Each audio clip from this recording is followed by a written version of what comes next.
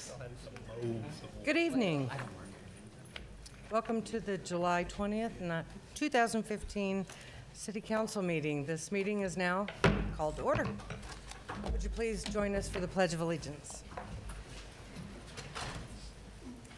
I pledge allegiance to the flag of the United States of America and to the republic for which it stands, one nation, under God, indivisible, with liberty and justice for all.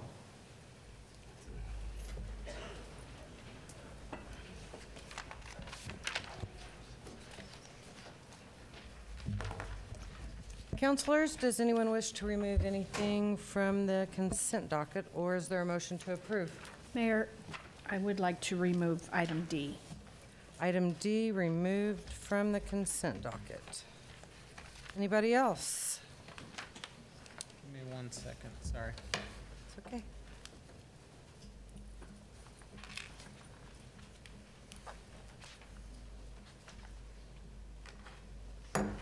Motion to approve without item D. Second. Okay, we have a motion and a second to approve the consent docket minus item D.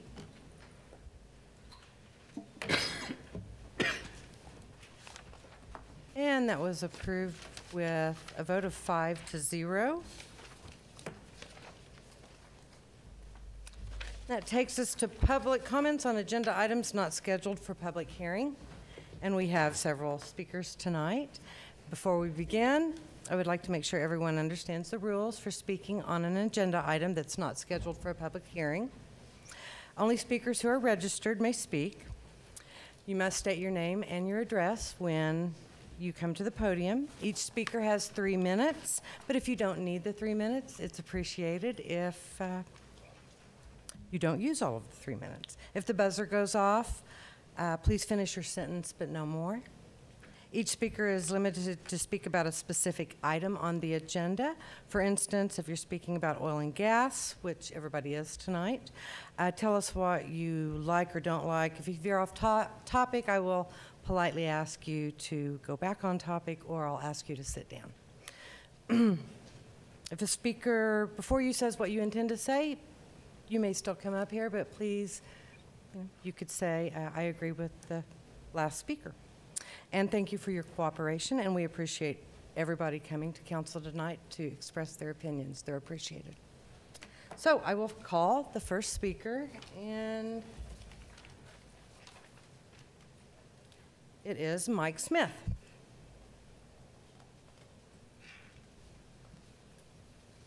Hi, I'm Mike Smith, 3901 West 32nd Avenue, Heritage Petroleum.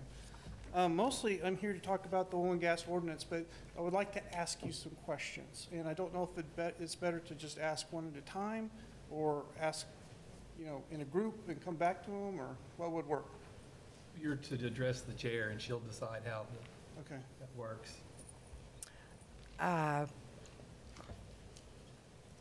Okay, I guess you have 3 minutes, so ask quickly. Okay. First question, how did you determine the ambient noise level of 69 decibels? Referring to me? Yes. Okay. Yeah, we looked at a number of city ordinances that had noise levels within the oil and gas ordinances, and we chose one that was less restrictive than the ones that we found. Fort Worth being the primary model, which was actually at 65.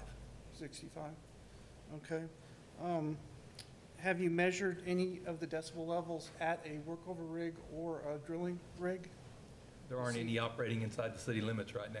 Well, I mean, just as a test to see what it would be at different ranges, just the normal oil workover rig and drilling rig. Well, we've relied basically on what we have on studies and so forth that have been done by independent entities with regard to that. And the Fort Worth, and again, Fort Worth ordinance in particular, that number seemed to be very workable for them, and they have done quite a bit of research on that particular topic. Okay. Well, I'm just, we don't have any experience with that. So what I'm concerned about is if we have just an ordinary rig and we are above 69 decibels, how do we handle that? Especially if it's like a workover rig that you're just coming in to maintain a well. So, what do you do? Because you can't make it any more quiet. It's got mufflers on it already. So what would you suggest? The ordinance has provisions for exceeding the noise level during certain periods of time. There's a general exceedance level of 5% or 5 points during daytime hours and 3% during evening hours. And then there are provisions within the ordinance itself for exceedance for levels higher than that for shorter durations of time. There's also provision in the ordinance which allows you a grace period in whenever there's a scenario where there is a noise that may be creating a violation, but you can't determine what that is. Okay. Well, we can usually determine what it is. It's just what to do about it sometimes. If there is a citation issued, who issues that citation, and what does that involve? Would be issued by a code enforcement officer or would be issued as an information filed by our office. Okay, and is there a fine with that, or? The fine is $750 per violation. Okay. That was 3 minutes. 3 minutes? Okay, thank you. Our next speaker is Giovanni Dent. Giovanni?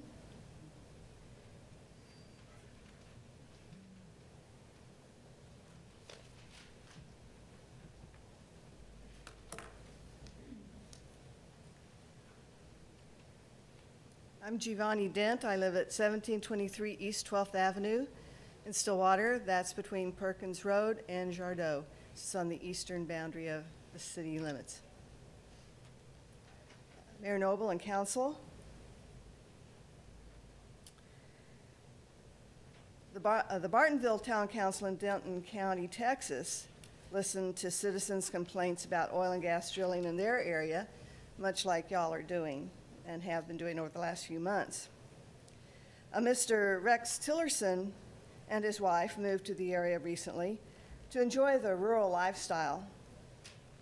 He didn't want to put up with the noise, the traffic, and the heavy trucks barreling past his property on Dove Creek Road. Sounds like a real pretty place, doesn't it? Dove Creek Road. I wonder what would happen to his property values if the rig goes through. We have identical concerns about our 5 acres of rural zoned land on East 12th. We can appreciate Mr. Tillerson's checklist of things he doesn't want at his rural home. Noise, trucks, glaring lights, loss of property values, you couldn't sell your home if you tried. Well, we don't want those either. Well, now here's the thing. Mr. Rex Tillerson is CEO of ExxonMobil Oil Company. Now, you would think he would just be tickled pink to have an oil rig in his yard, proud to show the world the accomplishments of his business. You would think that the professionals in the oil and gas business would assume leadership on this issue and get their companies to construct those industrial installations at their homes. Show the rest of the world what a wonderful experience it is to live at an industrial installation for oil drilling. But in all the remarks, however impassioned, I've heard in the last few months from members of the oil and gas industry, not one has told us how much they love the oil rig in their yard. Well, here's the conclusion. No one wants this in a residential area, unless it's someone else's residential area. Maybe that is why the oil industry is so aggressive about the issue. They are afraid they'll have to live by one if they don't force it on someone else first. I'm asking the City Council to do whatever they can to protect the residents against the pollution and financial loss of oil rigs in the city limits. Thank you. Thank you. Our next speaker is A.J. Ferrati.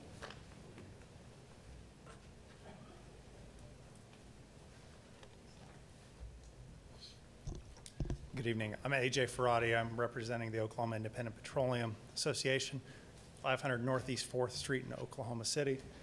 While I'm in Oklahoma City, I represent a number of people that operate, work, or live here in the city of Stillwater.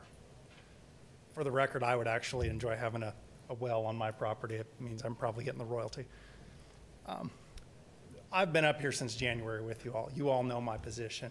You've read my comments. I'll leave them at that. But to the specific point I want to address is that one of the final things I said in my comments, that it's not too late. It's not too late to take a stop, to have a full, honest, and open technical conference discussion about this ordinance. This ordinance is not ready for prime time. This ordinance is confusing. It is convoluted. And many of the things that have been put into it have been merged in and conflict with each other. I highly recommend that we take a break, we pull back, we have an open here in this room, just set up a couple of tables and we all sit and we go line by line and discuss this thing. You don't have to accept our thoughts, but I think it would be a much better scenario than what we've had over the past 6 months. Thank you very much. Thank you. Our next speaker is Howard Ground. Good evening, I'm Howard Ground. Thank you very much for your time and allowing me to speak to you. I represent the Oklahoma Oil and Gas Association. And your address? My address, I'm a resident of Edmond, Oklahoma, 1936 Bunting Court.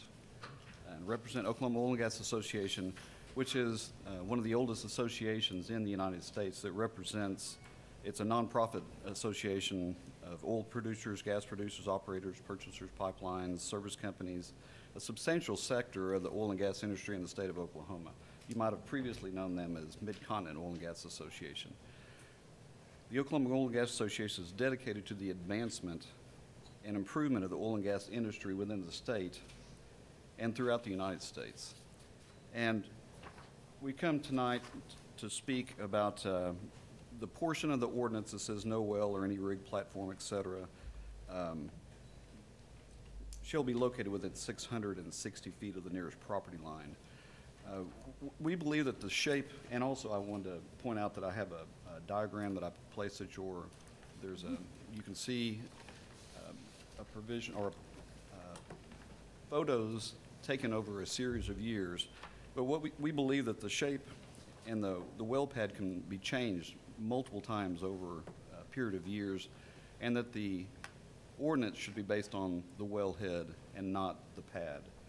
And you can see through this picture, you can see from 2003 where this is a very rural site to where it had houses coming into it, to where eventually in 2013 where you have houses located within 200 feet, within 150 feet, and a school within 200 feet of this well site.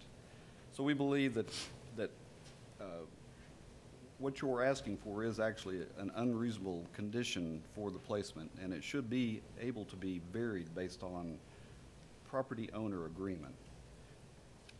The 660-foot setback should have exceptions that can be made and lowered with the consent of the adjacent property owners. And as you know, the Attorney General is looking at this issue right now, and we believe that Stillwater, the residents, the businesses, they want a good ordinance. We believe that if you actually would put this off and not vote on this ordinance, that you would get a better outcome for your citizens. Through the years, other municipalities have found that it's more manageable to enforce an ordinance setback that's measured from a single point than a pad. The pad can change, and so we just request that you look at that issue and not to pass this ordinance this evening. Thank you. Thank you. Our next speaker is Billy Sprague.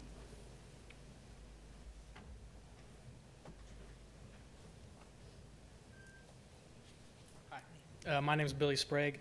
I live at 920 South Murphy Street, Stillwater, Oklahoma. I'm here speaking on oil and gas ordinance. As a citizen of Stillwater and production engineer for Devon Energy, I commend the City Council on the diligently crafting an ordinance that attempts to establish sensible rules to protect the quality of life in Stillwater while allowing mineral owners to reasonably access their subsurface resources. However, I feel that some of the regulations in this ordinance may be misguided and could be altered to better achieve both goals. The current proposal prohibits oil and gas activity in areas not zoned agriculture or industrial general and increases the city's risk of taking claims by affected mineral owners. The city authority to reasonably regulate should best be directed at mitigating surface disturbances incidental to oil and gas well operations rather than attempting to regulate the location of oil and gas wells. Also, the ordinance establishes an arbitrary static standard of 69 decibels as an ambient sound level, which requires continuous monitoring at the drilling and production site and also requires monitoring for a 72-hour period upon a complaint. While establishing an ambient noise level is costly, it is necessary in urban settings if such data is to be used as a basis for compliance. If the actual ambient noise level prior to the new oil and gas activity is greater than 69 decibels, it'll be impossible to determine violations and/or compliance. Therefore, I recommend that operators establish the actual ambient noise level at the nearest protected use separation boundary through a continuous 72-hour period. Furthermore, continuous monitoring should not be required. Upon a substantiated sound complaint, the city may require an operator to continuously monitor sound levels for a period of 72 hours at the nearest property line of the source of the complaint. The purpose of continuous monitoring is to verify compliance with the allowable standards. I also propose that the council strike the section concerning pure tone and low frequency sound standards. These standards were adopted by the city of Fort Worth in 2009 and have proven problematic for both operators and city regulators. Compliance issues are rare, but when present have proven difficulty to identify and even harder to mitigate. Often, despite cooperation with all parties, the sound generating activity is usually completed before it's actually identified. And the ordinance also requires that the city's oil and gas inspector may require installation of air quality monitoring device. My concern is whether Stillwater is adequately staffed or trained to monitor air quality, and that authority and expertise to monitor air quality already lies with the EPA and the ODQ. I thank you for your time and all that you guys have worked on this. Really appreciate it. Thank you. Our next speaker is David Guest. Good evening. I made it just in time. I've been on the road for 4 hours. Thank you, Mayor Noble, Council. Your address, please. 820 Ramblewood Terrace, Edmond. I own minerals in Highland Park Edition, producing at this time. Have some non-producing minerals as well. It's been a long process since I first came here in January. Appreciate council and staff's work on the ordinance. I still believe it's still too stringent. The noise decibel restriction was just addressed. Something I was concerned about was the dust abatement. I think you're singling out this industry. That may be problematic in the future. Wheat harvest just finished. There's wheat being harvested, grown and harvested in the city limits. There's nothing that puts more dirt particulates in the air than a wheat combine. So again, where you're just singling out the oil and gas industry for dust restrictions, I think that may be problematic. But I'm not here to chastise council or staff. We've all done that in the past. I want to challenge you tonight. In Stillwater's future, you as the city leaders, the mayor and council sitting here on the horseshoe, have elected to build a new electric generation plant fueled by natural gas. I congratulate you. Let me challenge you to locally source part of that natural gas to be used as fuel here from Stillwater city limits. I challenge you to obtain 20% of your source fuel from within the city limits. From reading about the proposal, the project, I believe you're under contract to One Oak to be gas brought in by Enable Midstream Partners. But I think it's a win-win for Stillwater to buy locally. Reduced transportation costs, reduced cost at the wellhead, be a win-win for the city of Stillwater. Please consider that. Thank you for your time. Thank you.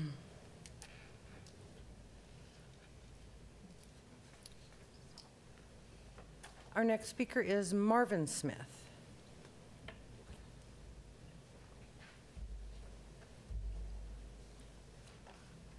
Good evening, Mayor and council members and Attorney Dorman.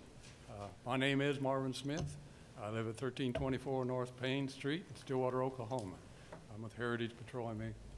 And what I am going to talk about, and I'm going to read it because I got more than I can handle by just speaking. And so the premise for the oil and gas disposal well regulations are listed in section 2410, findings of facts and authority. And this is what I want to address tonight. These, I'm going to show a few of them because I don't have time for all, but first fact is the area economy due to oil and gas. It's a good feature. We need to focus on it some more. The second fact is the potential threats, as I read it, and three scientific situations I will talk about in regard to the health, the first topic on that. And that is, the three is, one, the first one is in Colorado, where they had a test going and a study going, and Colorado has a 150-foot setback for the low-density housing and 350 for high-density housing. And so this number that I'm going to speak to you is from a low-density residence where they have wells close to them, and it's 10 out of a million have increased cancer risk. 10 out of a million. Now, the next test data is from men and women, but I only talk about men in one particular area of that. And this is lung cancer risk. And so if a person starts at 40 years old and then 10 years later at 50, well, their risk is 1,500 out of a million. So we went from 10 to 1,500. Now, if that person then goes on until 60 years old, 20 years later, then it's 8,400 out of a million. And so we talked about 10, now we're talking about 8,400. And so we're looking at that feature with regard to health. Now, the choices are real, and we have to look at those choices. You make a free choice to do this and focus all your attention on things. And when we focus our attention, we can see that the effects of it will change the chemicals, change the proteins, change the wiring of our brain, and will change the function of it. And so all these things will happen in our brain because of the way God made that brain. And so in doing so, why, it'll produce either health and happiness or it'll produce sickness and depression. Now, out of that, we look at 750 to 980,000 out of a million of those that are sick, those that are having these diseases.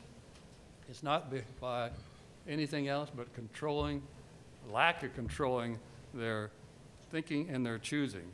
And so if we base an ordinance on emotions, then we'll never produce the desired results that people are desiring to have. Thank you for your time. Thank you. Okay, that was all of the public speakers.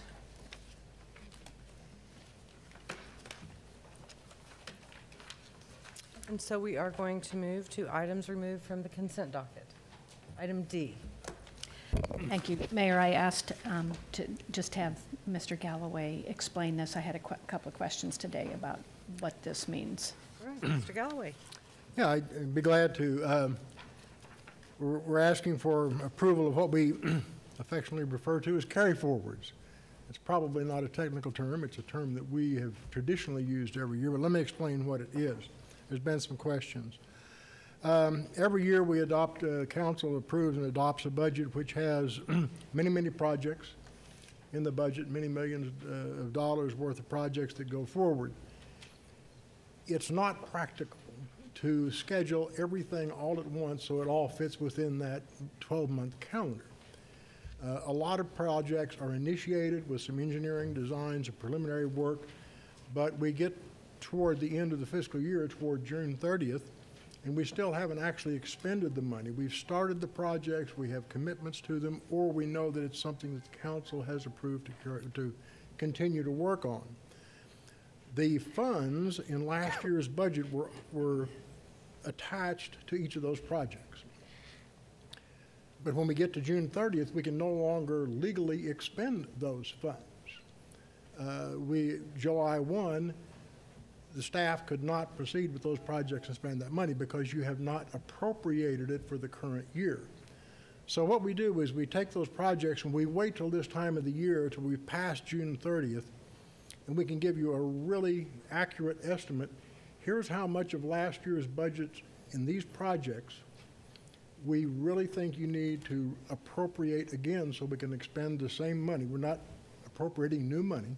It's the money that was attached to these projects. We call that carry forward, or some may call it a reappropriation. It's not spending any more money than you originally planned to. It's the money you had planned to spend yet last year and authorizing its expenditure this year. We do not put those funds in the original budget that you approved for July 1 because, again, we won't know till June 30th exactly what that number should be. And so it becomes somewhat more confusing to intermingle those in the regular budget. It's much easier to identify them separately for you so you know these appropriations are for projects that we began last year and will finish this year. So, but from a legal budgeting standpoint, everything we spend during the year by state law is our current budget. So if you approve these carry forwards, these numbers all get added into the budget in the appropriate line items. So when someone looks at the annual budget next month, if you approve these, it'll be this much higher than the budget you adopted for July 1. But again, it's not spending that additional money, it's just taking that money from last year that was already attached and reattaching it to this year's budget. So I just don't want anybody to think we are spending more money or adding appropriations or spending something from last year. It's an accounting process to make sure that you've legally authorized the expenditure of those funds. Does that? Yes, that helps. And it happens every year. Yes, we do it every year. Yeah. Okay. And I'm glad it came up because I think a lot of people wonder what that is, and it's probably good we stop and say, here's what it is. Yeah. So, Thank you very much. Thank you. Okay, we are going to move on to public hearings and. A motion to approve item D. Second. We have a motion and a second to approve item D on the consent docket.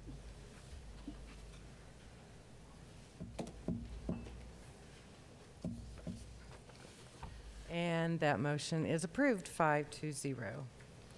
Now we will move on to public hearings. Item A, receive public comment regarding a request for a map amendment to rezone property addressed as 401 and 403 North Duncan Street and 202 West Hall of Fame Avenue from RT to family residential to CS commercial shopping, CC-15-80. Mr. Dorman, did we have good notice on this item? Yes, ma'am. Mr. Galloway. Yes, I'd like to ask our planning manager, Mr. Aaron Baggerly, to make the presentation, please. Thank you, Manager Galloway. Mayor Noble, City Council, Aaron Baggerly, Development Services here to talk to you about this map amendment by Lady Di Food Groups for Hall of Fame Avenue and North Duncan Street.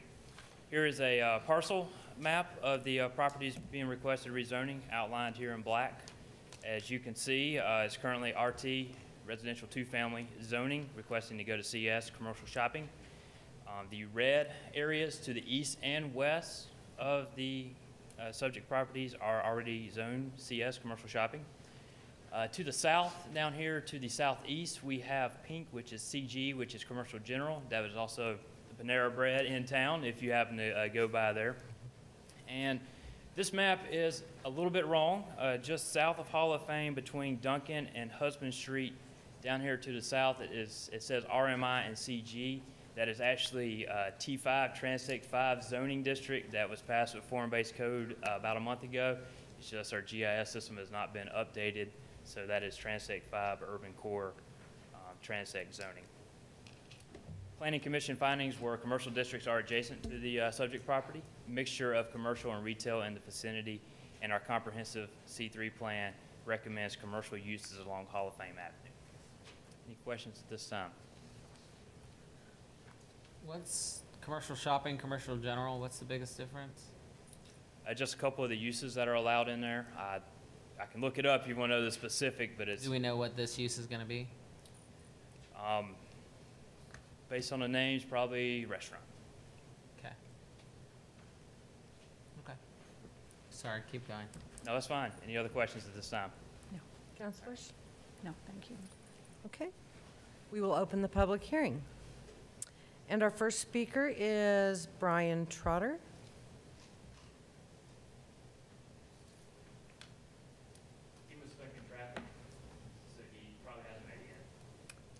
Okay. Moving on to Misty Smith. Traffic in Stillwater? Okay. Mayor Noble and council. We have some concerns that are impacting our property, and it is actually the one that was not being rezoned, and basically Stillwater in general. The zoning changes that went through when Panera and the hotel across the street were approved, we did not disagree with, but they did impact our property because of the lighting and the noise. After it was built, the house shades had to be drawn. This has been pretty much a 3-week kind of summer fast-track zoning change. We've been the property owners for almost 25 years and do not understand why the development department is speaking on behalf or for the developers. We are sure this is happening all over town within a 300-foot radius of zoning changes, but it'd be nice if the town as a whole was better informed about the city's long-term planning. Does an L-shaped commercial lot around a single residence seem appropriate to good development planning unless development revenue is the only consideration here? Is that the development department's goal? Because we have not felt informed or that the goal has been anything besides supportive to the developer. Next, could the city evaluate the impact on noise and lighting to the neighborhood, such as requiring the developer to provide an engineer study prior to approving the change? These kind of investments would provide better long-term city planning, in our opinion, as a taxpayer. There is no way the drip line of a commercial light would not impact neighboring houses without a little more buffer, such as trees, shrubs, something, more of a setback. A 6-foot opaque, cheap, low-style fence that is standard between backyards and houses is just not enough for a commercial area. We have learned this type of 6-foot fence is probably what will be required as a buffer. So this means that cars could potentially be parking in a parking lot as close as 8 to 10 feet from bedroom windows. A buffer should be more than a 6-foot privacy fence, maybe some sort of distance of shrubs, trees, green space, and suitable, taller, noise-reducing fence. Other municipalities have implemented plans and buffers between commercial and residential living.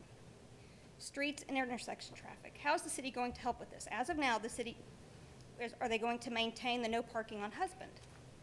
We also have a concern with storm runoff. We have a very flat backyard and have concerns that the storm runoff, if not designed properly to be moved either east or west, could also create additional drainage problems on the property. Last, we have alley access. This has been part of the property for as long as we have owned it, which has been almost 25 years. Although somewhat overgrown at this time, we do have a gate that has been used by the city, the phone company, plumbers, and us. This should be maintained. The gate was there when we bought the property in 1992 and was understood to be an alley. We request an extension for the neighborhood to be better informed on the long-term Hall of Fame corridor. We request the neighborhood and the zone change be understood prior to the zoning change being passed in such a short procedure. We feel it will actually reduce our property's appeal for the closeness to the university and reduce the property's value because a few buyers or renters will want it. We at this time do not agree with the proposed changes. Thank you very much. Would you please state your address, I am too? very sorry. It's okay. Misty Smith, 15235 Lone Star Road, Sapulpa, Oklahoma. Which house do you own? We own the one, it is a lot, it's an L-shaped lot. We own the one that is part of the L that they're requesting.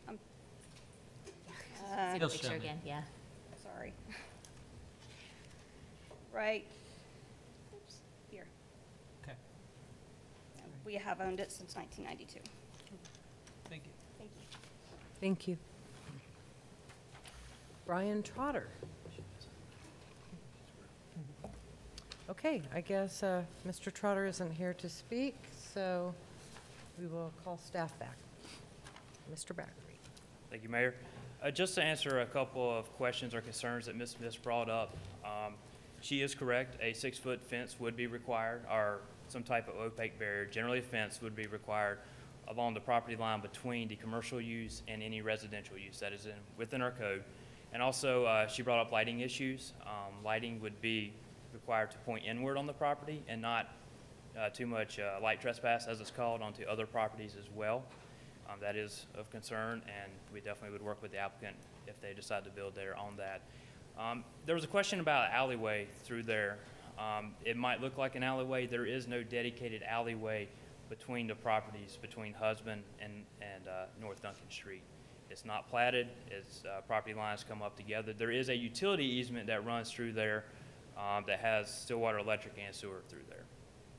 So, and storm runoff would be required to be kept on the property itself since it is a commercial development. All stormwater must be retained on the property or disposed of within city and state codes and actually federal codes at that point. What's the setback from the house to the? The setback would be from the property line. I believe for commercial shopping, rear property line is 20 feet. And that would include basically anything that doesn't have a road frontage on it would be considered 20 feet here, here, and here. So, The structure would have to set off 20 feet from the property line. so they could put the fence within that 20 feet? Yes. They could put the fence literally on the property line if they so desire. And the parking lot would have to be at least 2 feet from the property line. From the other property line? Yes. Okay. All property lines. How many homes are in that neighborhood? In the what would you define as the neighborhood? Ms. Smith called it a neighborhood. No, I think he's asking what area, like. Yeah. Oh. Well, I mean, I don't think he's saying, it's not, he's saying like what area. Currently, that block between Duncan, Husband, up to Scott Avenue from Hall of Fame, there's currently 8 residential properties there. 8. 8. After, with this rezoning, it would take 3 out.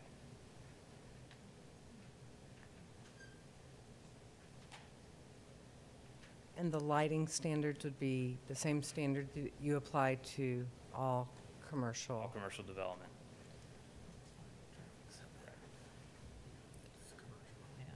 Counselors, any more questions? I believe Mr. Trotter came in, and we will let him come up and. Hello, I'm Brian Trotter. I represent the developers that are coming in to try to acquire this property. We are trying to make it a restaurant. Could you state your address, please? It's 3040 Highlands Parkway in Smyrna, Georgia. So we're out of Atlanta. I heard a little bit of the comments coming back as I was walking in. We will do everything we can to maintain any kind of buffer that we need to between the residential properties behind us. And we'd be happy to meet with the property owners to accommodate them in any way. It's not our intention to come in and just kind of bully our way into the position to do anything. So I hope that helps clear up any of the situations with the residential properties behind us. Have you met with them yet or asked to meet with them yet? I have not met with them. We've been through the process of rezoning the entire time. So we've gotten into the preliminary design stages, so that's when we were going to start getting their input. Okay. Counselors, any other questions? No. All right, thank you. Aaron, I have a question. Can I address something real quick? Oh, yeah, that you asked sure. earlier. You asked what the rear setback would be. And accurately said 20 feet is actually 25 feet. Okay. So. And I need to close the public hearing I'm at sorry. this time. Okay, so 25 feet. Okay. My other question is, can we, in the planning stage, can you require them to only allow access like from the streets instead of allowing them to pull in like on Hall of Fame? Can you do it to where they're required to pull in on those side streets to help ease the traffic? Does that question make sense? Yes, it does make sense. We certainly could go that. We could encourage them to do that. I don't think we have anything in the code that specifically states that we can. Can we do that? Can we say we will accept it on the premise of saying the exit has to be on the side streets? I'm hearing a no beside me. At this point, you cannot. That would have to be a change in the land development code that would dictate that on certain streets or this type of arterial collector or a collector street that you may not have but limited access or something like that at this point. Yeah, I'm sorry, I could defer to our city attorney, but I don't believe you can attach requirements to a zoning change. That's what I was getting ready to say. And also, there would not be a traffic impact analysis required at this point unless the use came in that would require over 1,000 trips per day that they would expect a generation. And at that point, we would require a traffic impact analysis. But based on what Mr. Trotter said, we do not feel that would be required at this point. More questions?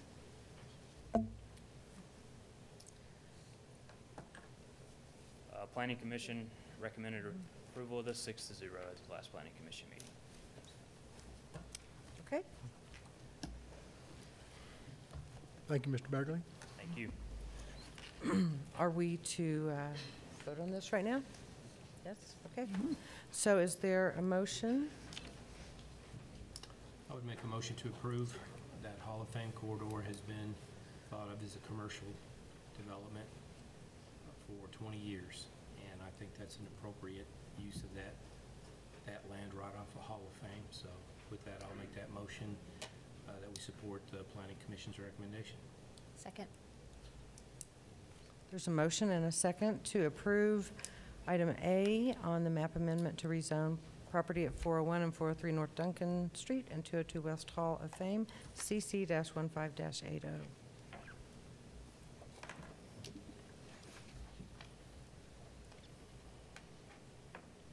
And that motion is approved with a vote of 5-0.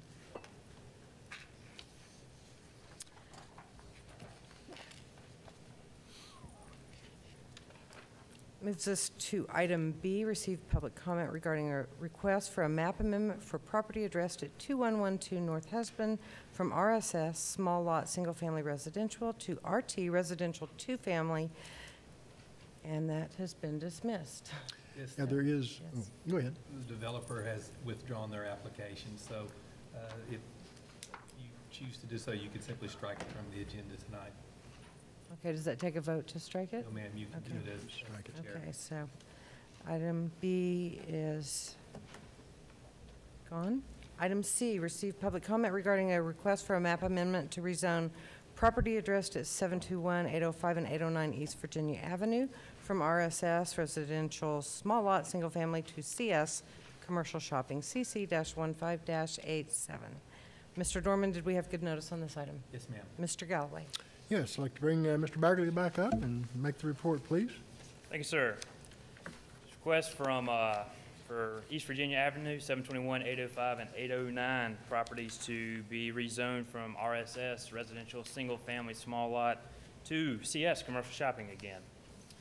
Here's a outline of the property. Just to the north is what is most Stillwaterans consider the old Walmart along Perkins Avenue in Virginia. We have the Rib Crib restaurant to the west here, and we have what's currently a daycare to the east here. Currently, to the north, we have commercial shopping already. To the west, we have commercial shopping plan unit development, but basically commercial shopping. To the east, we have RT, residential 2-family, and a RTN, residential 2-family, multifamily PUD and office. And to the south, we have RSS, single-family, small lot zoning as well. Planning Commission findings were compatible with the C3 plan, commercial zoning in this area. As I mentioned earlier, it's adjacent to commercial shopping zoning. Virginia is a collector street. If you're in that area, there's a pretty high traffic count through that area, and commercial uses are in the general area. Does council or mayor have any questions at this time? Councilors? Okay, we will open the public hearing, and we have 3. Mr. Gose? I think he was for the other. Oh, he was. He's for the tax amendment. Okay, okay. Kelly Harris? Okay.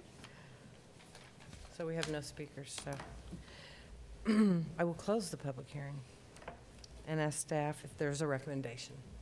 Planning Commission recommendation is for approval. Questions? Councilors?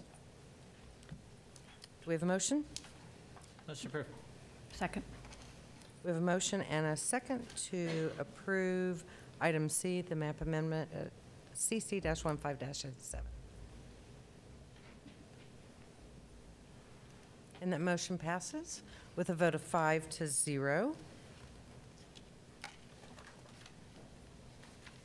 And finally, we have, item D, receive public comment regarding a request for a text amendment to the Land Development Code, Chapter 23, Section 23.2, 211 and Section 23356 CC-15-84. Mr. Dorman, did we have good notice on this? Yes, ma'am.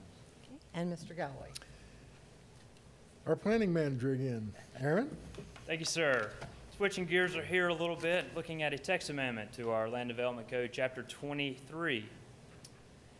Recently, we've had several discussions with the development community, several property owners in the light industrial area, and discussing with staff amongst ourselves to allow gravel surfacing for storage areas. And in industrial areas, particularly light industrial areas, we allow it for long-term storage of 6 months or more. But due to some of the nature of operations within these uses, gravel surfacing might not be, paved surfaces might not be the best type of surfacing to have. It's very expensive to lay down. It can be easily tore up by heavy equipment and stuff. So we've looked at our code and looked at allowing gravel surfacing in industrial areas as storage areas and storage yards, lay down yards for equipments, vehicles, and storage of any type of material that can be outdoors.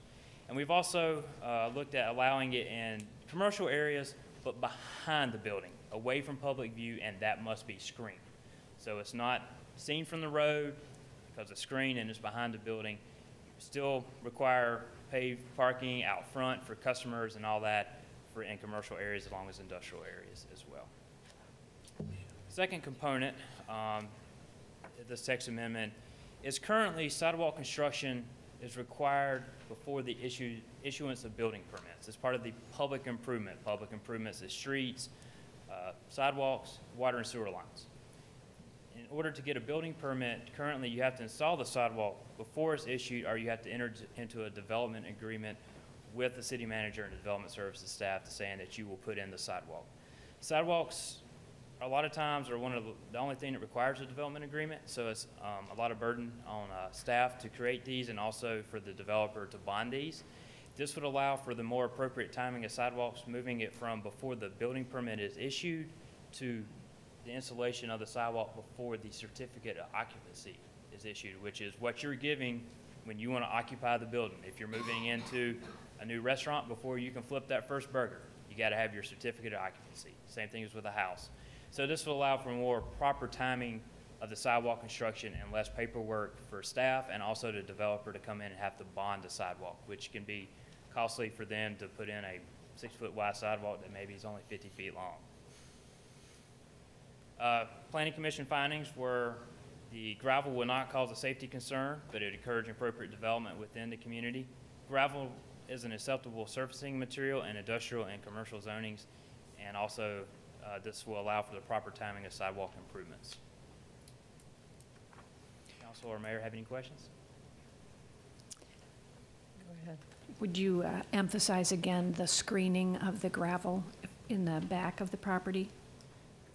In commercial areas, if they wanted to put down gravel in a storage lot, they could. It would have to be screened from public view, which generally our ordinance would call for a 6-foot fence or some sort of visual barrier that could not be seen through. Gravel produces dust. Are they highly traveled areas? Are you talking storage areas? These are areas that are not highly traveled, such as storage yards where there's not constant traffic through the area. Dust is a concern, but we are currently updating our standards for gravel surfacing and some of the measures that would be included, and that would help limit dust. And our code does limit dust escaping the property. It must be controlled. Could you tell me how those will help with the dust? Do you have anything in mind when you're updating? Generally, the easiest way, I believe, and this is my personal opinion, is just to water it down. So if it's wet, dust doesn't come up. So our standards, our development review manager is working on that right now. Some different standards for gravel parking that would come on at a later date. But that's for gravel parking, Correct. and this is not for gravel parking. Correct. Gravel surfacing, let me Okay. rephrase that, not parking. Gravel in storage areas such as this. There'd probably be some leeway for the owner in that, if we just applied the dust standard to regulate, and there's some types of gravel that they could use and much less dust producing, so if they want to invest in that, However, if they use something that's more dust-weather, then we'd have to do some enforcement with watering or whatever methods to do that. So it's difficult to say one specific standard in that case. I think the timing of sidewalks is particularly interesting. We see it so commonly that you put the sidewalk in prior to construction, and the construction and the delivery trucks, when they get finished, the sidewalk is really not one that you would want. And I think this way we assure that whether it's commercial or residential, when it's all finished, you're going to have a nice fresh sidewalk by your property that's new. And so I think that's a really a good addition, I think. Okay, I will open up for public hearing. And Ms. Harris?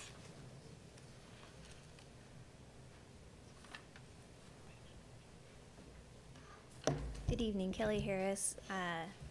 Not here representing anyone tonight. I'm located at 923 South Lowry, and I'd just like to thank staff for bringing this text change forward. I do think that the option for gravel surfacing will help bring in certain developments that maybe cost prohibitive before. With the parking and the gravel surfacing, it's my understanding that the gravel will not be an option in the required parking spaces. Those would still have to be a hard surface. And so that would cut down on the dust. I mean, those are the areas that would be most traveled.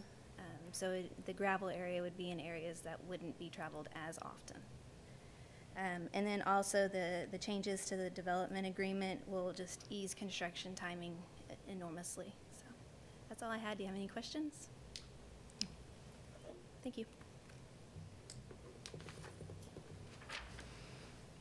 Mr. Gose?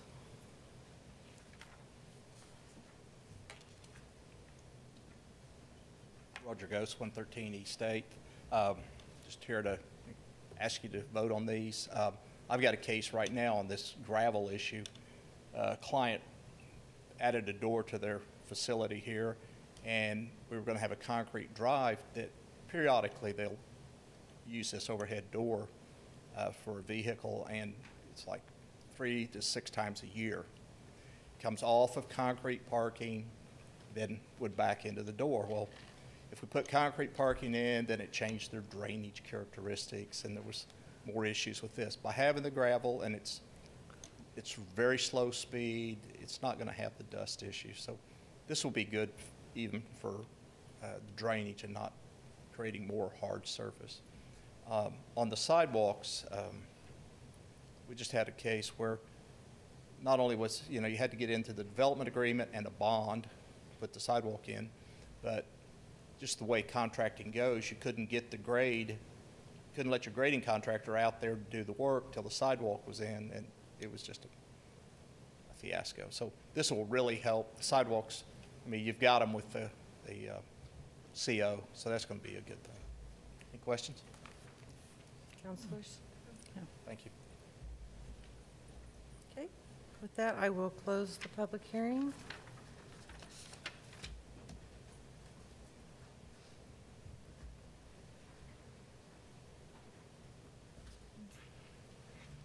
And recommendations, please. Recommendations, oversight on my behalf here, did not put it in our presentation tonight, but Planning Commission did vote 6-0 to approve this text amendment. How will, just a quick question, on the sidewalks, if it's multiple shops going in, is it before all of them they can get the certificate, or would it just be the section they're working on? Like, I guess, I mean, this wouldn't be the case like like what we're doing, or what's going on with Academy. I mean, there's still several things that aren't completed, but they already have a sidewalk in. So how would? It depends on how the development comes in. The Academy site came in as one site. Okay. And before, since Academy was the first store that was constructed there, before they would receive their CO, they had to have the sidewalks in for the whole property. Okay. So it would be for the whole property. If it was an individual, if it's owned by multiple entities, they would be responsible only for the portion in front of their building. And that's all they're responsible for if it's each individual lot, basically.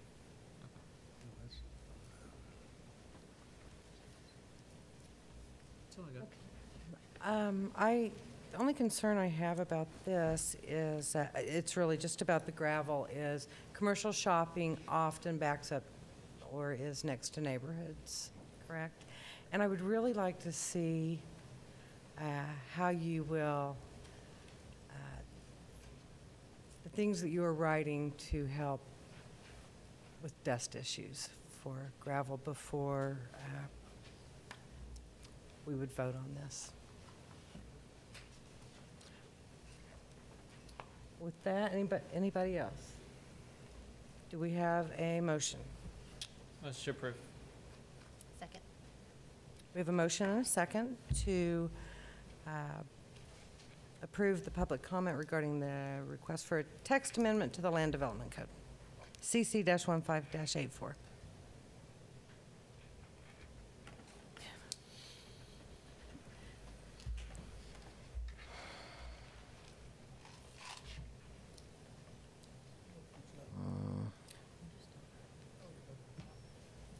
And that is approved with a vote of 5-0. That moves us to general orders, and item A is overview of the hazard mitigation plan and Babcock Basin Phase 2, CC-15-89. Mr. Galloway. Yes, like Cody Wittenberg and Rob Hill. Rob is our emergency management director.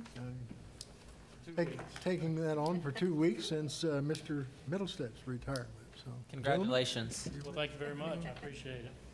You have big shoes to fill. I do, but I had very good predecessors that have paved the way for success for me, so I feel very fortunate. In 2005, a study was conducted to determine the hazards and vulnerabilities within our community. This study determined areas where the city could save money by mitigating those hazards from repetitive loss. And then in 2008, the hazard mitigation plan was completed and submitted to the state of Oklahoma and to FEMA for approval. The plan was passed by the state of Oklahoma, met FEMA's approval, and then was subsequently adopted by the city of Stillwater and its partners at the time. The plan expires every 5 years, but it requires about a 2.5-year commitment to go through, update, make sure that the hazards, the vulnerabilities are still pertinent to our area. Some things are mitigated. They're no longer an issue. Some things are new. So it takes us quite a while to go through. People change, positions change. In this year's, in 2008, our current partners were the same that you see here: Stillwater Public Schools, OSU, Payne County. But that's only limiting to just a few partners. If you look, we included 8 federal agencies, 2 national nonprofits, 17 state agencies, 2 regional agencies, 8 county agencies, 12 area cities and Stillwater departments, and then Oklahoma State University itself. The All Hazards Mitigation Plan provides us the opportunity to reduce or eliminate the long-term risk to human life and property within the city of Stillwater from natural or man-made hazards. One such opportunity is the Babcock Basin Project, and Cody's going to explain that to you, but by having an approved hazard mitigation plan opens us up to all kinds of grants, all kinds of monies that are available at the federal and the state level so that we can conduct these programs. Absolutely, thank you. So as Rob said, one such project that we have as a part of our flood program and our flood protection program is the Babcock Basin area. Some of you may be familiar with the history there. In 2007, we received a lot of rain, and that caused some flooding in the area with some property damage. And we sought a FEMA grant with the blessing of the council at that time to obtain money for design of that project so that we could solve that problem hopefully in the future. In 2011, we received that money from FEMA, and at this time, that design has now been completed, and we were waiting for a funding opportunity to fund the project based on this design that we currently have. So as of a couple of months ago, I did receive a phone call from the State Department, the Oklahoma Emergency Management, and they notified us that there was some funding available if we chose to seek out funding for this project. So as a part of this presentation, if you choose to adopt the hazard mitigation plan this evening, there's also an option for us to file a letter of intent to apply for Phase 2 Babcock Basin funding.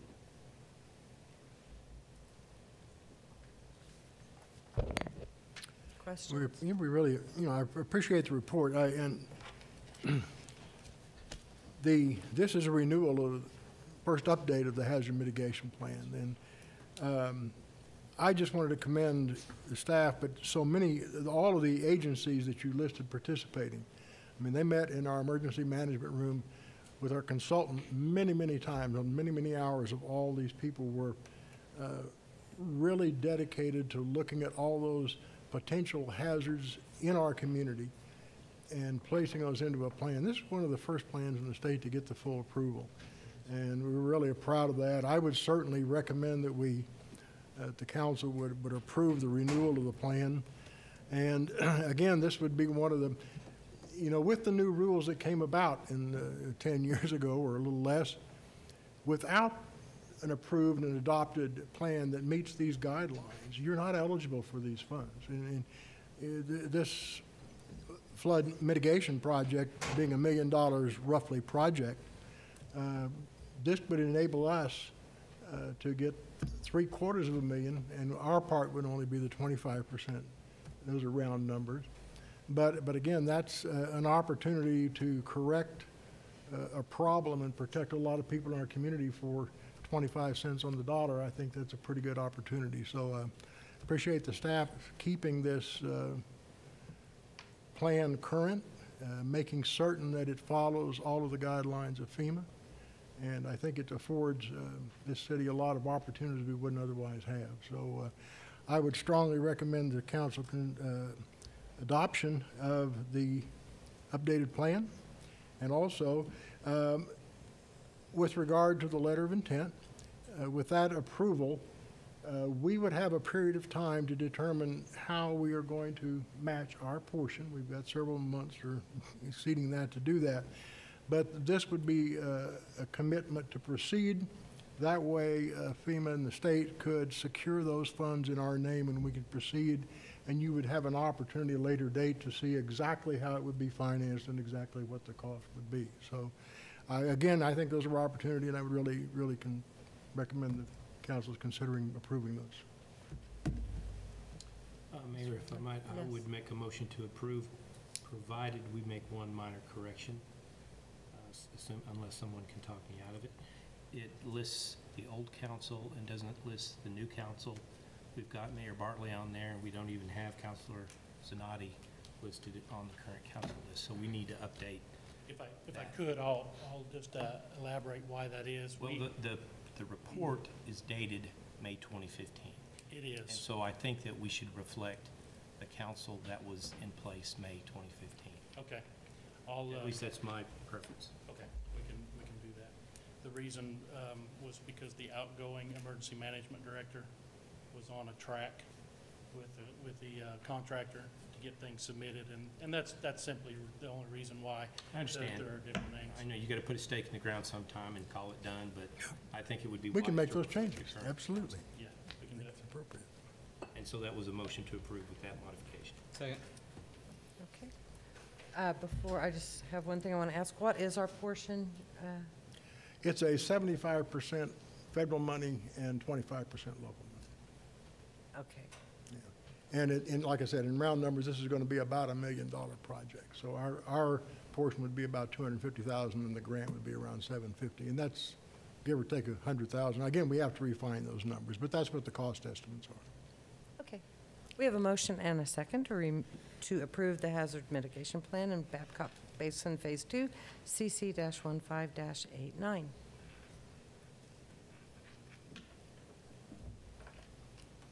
And that is approved with a vote of 5-0. Go get some money.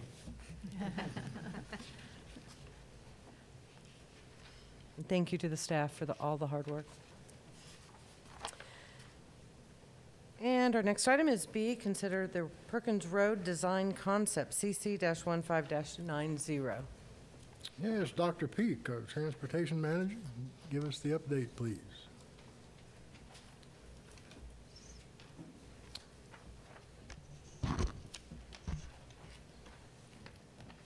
Right here and get it set up.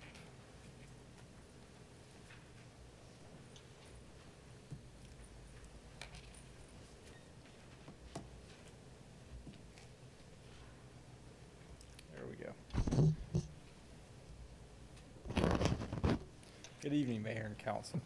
Jason Peak, Transportation Director, and tonight we're here to talk to you about Project STPW22, Perkins Road improvements. This is a joint project between the City of Stillwater and the Oklahoma Department of Transportation. As many of you know, Perkins Road is also US Highway 177, so it's a state and federal highway through our city limits. As part of that partnership with ODOT, we are responsible for design, getting the project designed, acquiring any necessary right-of-way or easement, getting and coordinating utility relocations. And then ODOT is responsible for 100% of the construction cost. And they currently have this project in their 8-year work program identified for construction in 2020. And so with us being in control of design, right-of-way acquisition, the intent is that we try to improve that schedule so that we can deliver it sooner than 2020. What I want to do tonight was give you an overview of the project limits, kind of the design process we went through to get to the concept we're going to show you, and then at the end of the presentation kind of walk you through what we call the concept recommendation. The project limits for Perkins Road basically go from at the southern end, McElroy Road, all the way up to Lakeview Road. As you know, the southern end of this section is a existing 4-lane road. Basically, as we move north of Lowe's, we get into a 5-lane section up there. This road carries, on average, currently about 15,000 vehicles a day. It's higher at the southern end, around 22,000, and it drops off to about 11,000 vehicles a day at the Lakeview Road intersection. One of the things that we looked at early on as part of this project is the number of accidents that occur along this corridor. This corridor is definitely the worst corridor, and when I say from 6th Avenue all the way up to Lakeview for accidents within the city, as well as comparable facilities statewide. It's very high accident frequency. And what this graphic is basically showing you on the top slide here, this is 6th Avenue up to McElroy Road. The orange colors represent the number of accidents that occurred at the intersections. The blue, the number of accidents that we say occur in between intersections, so not that specific location. But basically over that 12-year period, we've had 760 accidents along this corridor. That's resulted in 429 injuries, and we've had 4 fatalities along this corridor. And this was something that we were looking at as we move forward with a design. How can we also improve the safety of the corridor while carrying the projected traffic volumes as business continues to grow and develop along that corridor? And looking at that, what I like to talk about is the different Perkins Road perspectives, and this is what we used in our design process. Many people, we can talk about traffic volumes, we can talk about accidents, but really what we're talking about is who uses this corridor. And I'd say Perkins Road is unique to some of the other corridors we've worked on in the past. Primarily, one, it is a state highway that is one of the large freight routes. If you see some of the freight that comes through this town, so you have wide loads. We have a high concentration of residential multifamily housing adjacent to the corridor, along with all the commercial businesses and retail businesses that we have along the corridor, and then being the state highway. So this corridor carries pedestrians, bicyclists, transit riders, I mean, both from OSU's transit service that serves portions of the corridor to the school district, like I said, large freight, and then our traditional vehicle traffic. And so in thinking about that, we use what's called a context-sensitive design approach to develop a concept. It's not like we, the engineers, came out and said, here's what we want to build. We've identified 25 stakeholders within the community that represented multifamily housing, general residents, transit from Oklahoma State University, commercial businesses, property owners. And we brought this group together through a series of 3 meetings to develop a concept. That first meeting was tell us what your impressions of the problems on the corridor are. I mean, everybody complains about traffic and how long it takes to get from one place to another, but more specifically, what locations on the corridor are of concern. So we kind of gathered that information really to say, is this in line what we're finding from the engineering perspective? Then the next part of that process was we took those 25 stakeholders and we did a walking and transit tour of the corridor. We basically got at the north end of the corridor and we walked to the south end of the corridor, and then Oklahoma State and the transit service provided buses for us to come back to the north. So looking at those specific issues. And if you get out of your car on that corridor, you'll see there is a lot of pedestrian traffic out there. There's a lot of cyclists using the sidewalks, and that system is not continuous along that corridor. Then at the third meeting with this user group, we basically said, okay, we've heard your issues. We've done this kind of field inventory. Here's some tools that we could use to solve the problems. What do you think about these? And so out of that meeting basically came a concept recommendation. And then we took that concept to our typical general public meeting that was held at the library. We had about 24 people attend that meeting. And we got comments and feedback from them at that meeting. And then we took, from that, actually put the presentation online with a video so people can drive through the corridor virtually. We had over 170 responses to an online survey. Would you recommend this concept to council? And that's how we got to what we're going to present to you tonight. And so this is basically a walkthrough of starting at the southern end of the corridor, McElroy Road. Our intersections are the bottlenecks on this corridor. And the concept would be basically to widen all legs of the approaches at McElroy and Perkins Road to provide dual left turns. Also widening to provide a right turn for southbound traffic. This is where we get a lot of delay for traffic on southbound Perkins Road. Dual lefts onto McElroy, and like I said, on all approaches there. As we move north along the corridor, you can see that there is basically a wide multi-use path on the west side of the street. This would be buffered by landscaping through the corridor. And then getting back to the accidents that we talked about earlier, a lot of the accidents we have on the corridor are from turning movements. And so they could be angle crashes or rear ends occurring from that. So the concept was to recommend a raised median with left turns and additional signals at key locations. So basically, every property along the corridor is still served by a left turn. It may be a specific left turn like you see in this picture that would allow left turn movements, or basically a left turn through a signalized intersection. As we continue north, this is the Aldi grocery site and the Dollar Tree. You can see that the multi-use path continues along with the sidewalk. This is still the Aldi site here. This is that existing signal. We'd widen and actually add turn lanes, where currently this is a 4-lane section today. Then as we get... Is there a sidewalk on the other side as well? Yes, sir. Continuous, it's just not as wide? It's not as wide.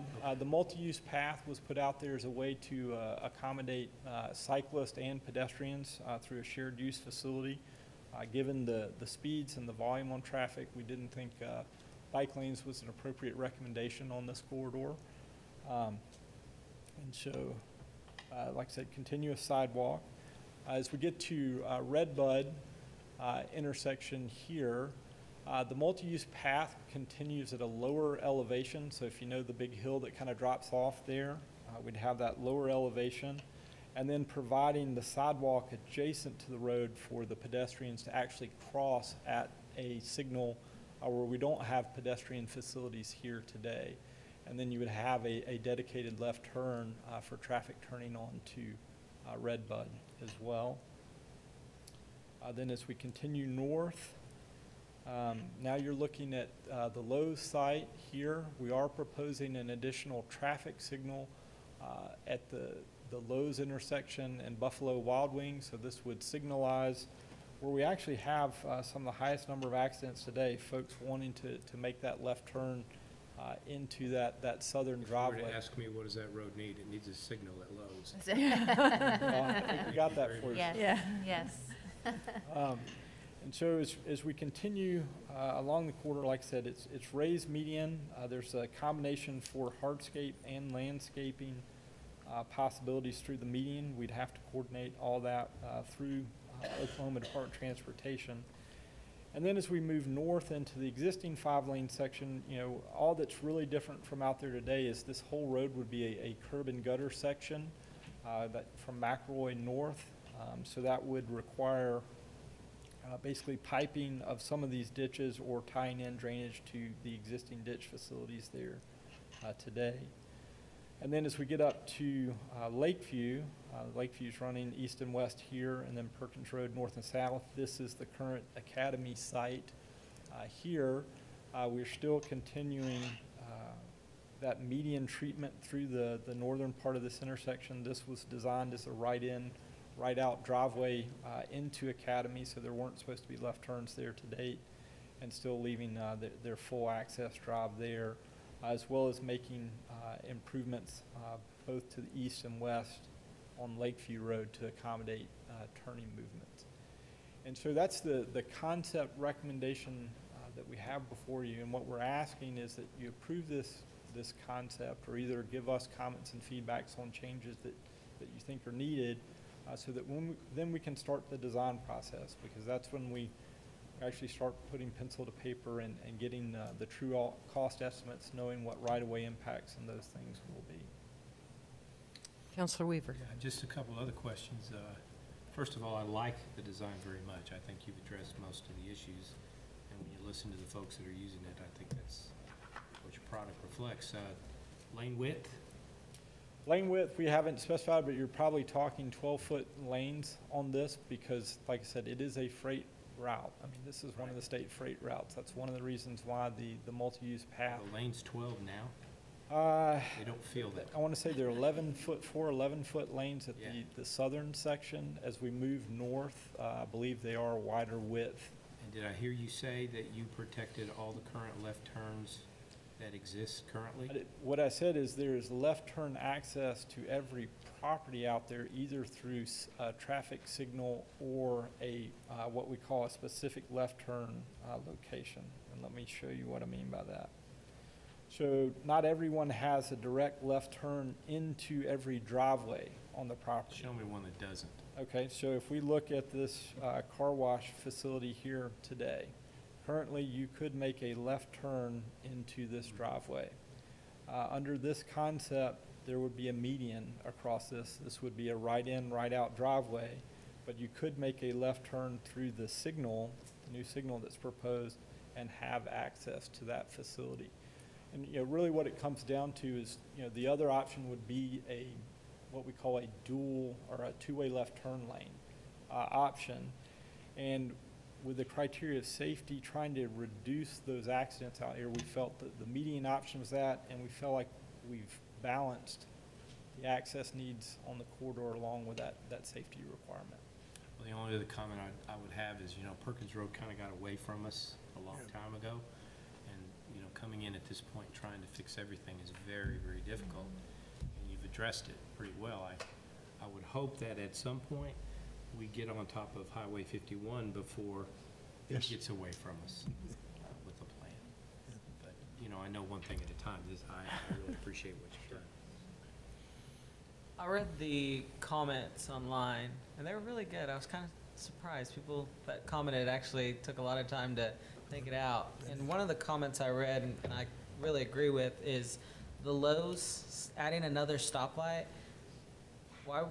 Could it be possible to put a median there and then make the stoplight at the come and go bigger, and coming out of the movie theater, putting a turning lane? I feel like two stoplights right there, and the current concerns were backups, and I completely agree with that, because it already backs up, and if you put another light, I feel like we're going to be Tulsa with people just pulling in the lane after the light's red. When you try to pull out of Lowe's, you sure Well, wish go there to was the a light. stoplight. Go to the light down Right, 5 so, feet away. I always get mad at those people that don't go to the light. I know, people are shaking their head. They do the same thing. I don't let them out. I block them. I think, that's definitely one option you could explore. I'm talking about when I turn right, trying to get onto Perkins Road. Oh, okay, I got you there. Yeah, It that's would be fine. nice to have a light Yeah. to protect a right No, turn, I too. understand. I understand. You're just, I think like I said, one of the things that we're looking at is how do you provide that left turn, preserve that left turn access to all those properties? You know, like is out there today, but without having to go to the two-way left turn lane. The signal meets the spacing requirement that we look at. I mean, it's not, in engineering terms, too close to the other signal. We definitely have a lot of signals on Perkins Road. We've been tweaking the coordination plan out there. There's some days I can drive from 6th Avenue to Lakeview without stopping, believe it or not, because we've improved coordination. Yeah. I want to ride with you. In the mornings, He has a in the clicker. mornings, I've noticed that. In the mornings, definitely. I have. What looked at that. happens, and it's the issue on a corridor like this, I mean, this used to be a through highway, now it's a local access. I mean, people are going to this corridor to access the businesses or the places they live. And so that side street volume definitely can interrupt what we call a coordinated signal plan. The other thing that can affect that is the amount of pedestrians that we have on the corridor. When they press the button for a ped call, which is the way we have it set up, that can throw the whole coordination plan into what we call transition, and you don't get as many green lights. But we can improve the coordination so that that additional signal there is not as much of an impact is the way it is currently designed. That particular signal, it's not just Lowe's, there's considerable traffic on the other, the east Right. side of that intersection with you know, I the think restaurants and so forth. The So other thing, I mean, sometimes the it's reality competing we have terms. to go and acquire right of way. You know, we're gonna have to acquire some right of way on this project. And we approach these property owners and say, we need right of way from you, and they say, well, I don't have the same access I had. If you put the median across their access, that may be a point of contention and not letting them actually sell us the right of way. So I'd say part of that went into our thinking of putting a signal there. But that's why we're here, is to get feedback from you as well. Okay, well, that helps. I guess my next question would be, so will you take out the access of the pool in just a little bit down, like right after Come and Go and across from the movie theater, since you're We're adding not two lanes? taking out the access. Let's see if I've got a good shot of it here. It kind of falls in between, but what you can see is this is the access just south of Come and Go. Yeah. And so the green part would be a median. Okay, So that's what I'm saying. This Okay. is effectively would be a right in, right Yeah. out. Same for the movie theater, which is right, Yeah, that would be a right in, right out?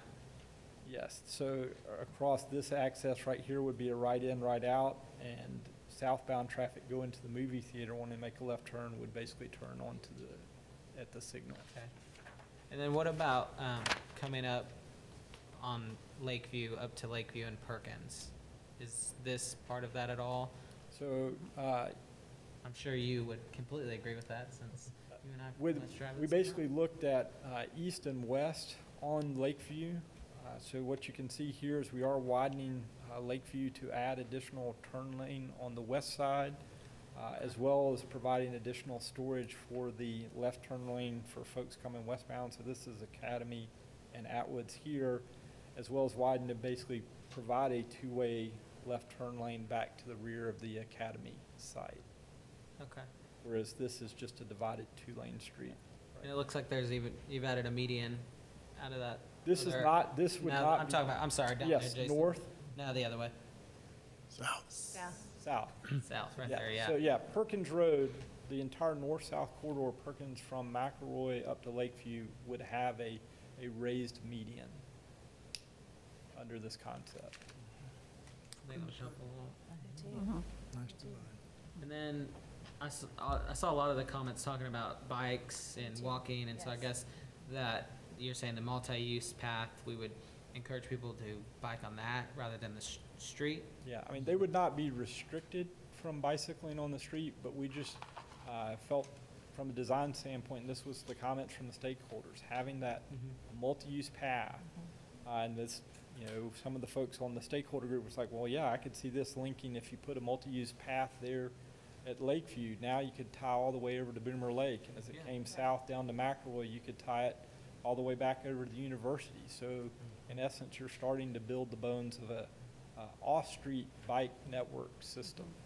Much safer alternative for those who want to take it. Yeah, I mean, you definitely would capture a whole different group of cyclists by having that off-street system. And safely. And something they've been asking for. That's right. So I think this, Not only cyclists, but drivers. Yes. It makes me anxious to have bicyclists next to me. if we can save one life, this is worth it. Absolutely. I think that's all the comments I had on there, saw on there. I just really appreciate your, the process. And I loved hearing about the bus tour and the walking tour and then absolutely getting comments online.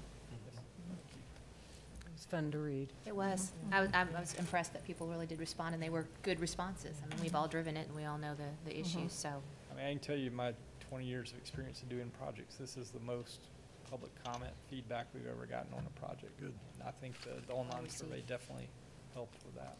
So what's the timeline from here, or what's the plan? So, I mean, if you make a recommendation tonight, Olson and Associates was our design engineer. They are to be commended for doing all the concept work. We would work out a contract with them to get started. In your consent agenda, you basically approved us to get their contract started for the next year.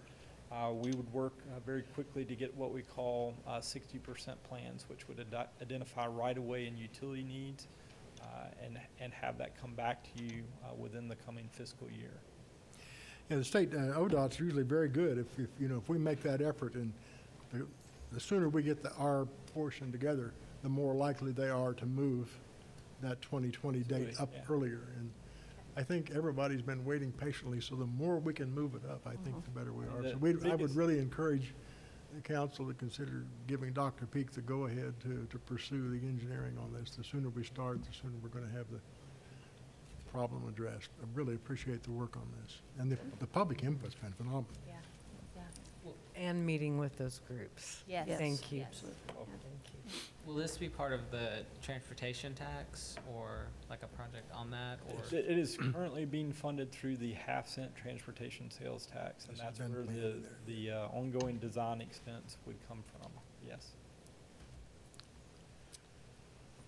Any other questions? Okay. Do we need a recommendation, a motion for a recommendation? Okay. Is there a Motion to approve. Second. We have a motion and a second to approve the design concept CC-15-90. And that is approved, 5-0. Get to work. Thank you. Okay. Okay, that moves us to item C, consider ordinance to set an election for renewal of the half-cent transportation sales tax CC-15-82. Now, speaking of funding for street projects, Great segue. this is coincidental, believe it or not. Mr. McClenny was going to give you kind of an update on where we are in this process. John McClenny, Services Director. Just a comment on the multi-use path alongside Perkins. As a bicycler who believes that gross tonnage has the right-of-way, I very much appreciate having a path that I can ride on that's not in the highway. Dr. Peak gave the council an update on our current half-cent transportation sales tax projects in April. And at that time, the council directed the city manager's office to begin the process for renewal of the half-cent sales tax for 10 years. That process involves approving an ordinance on first reading and then adopting a resolution to set an election date. We have the ordinance as an attachment. The draft ordinance tonight is an attachment to this report.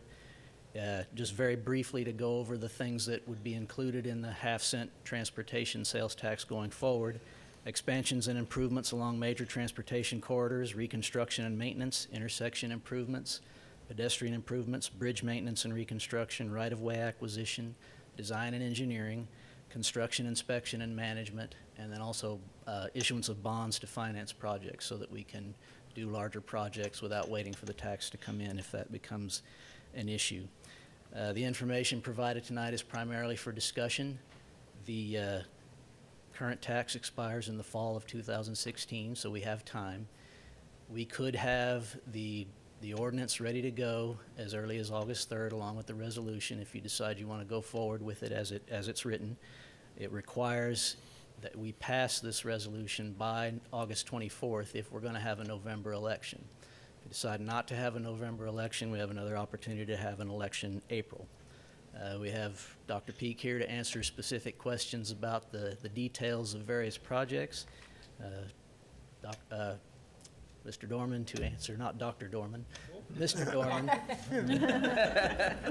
Mr. Dorman to answer questions about the ordinance, and I believe Dan Galloway's prepared some information on some other alternatives if you want to consider some changes to the tax going forward. So.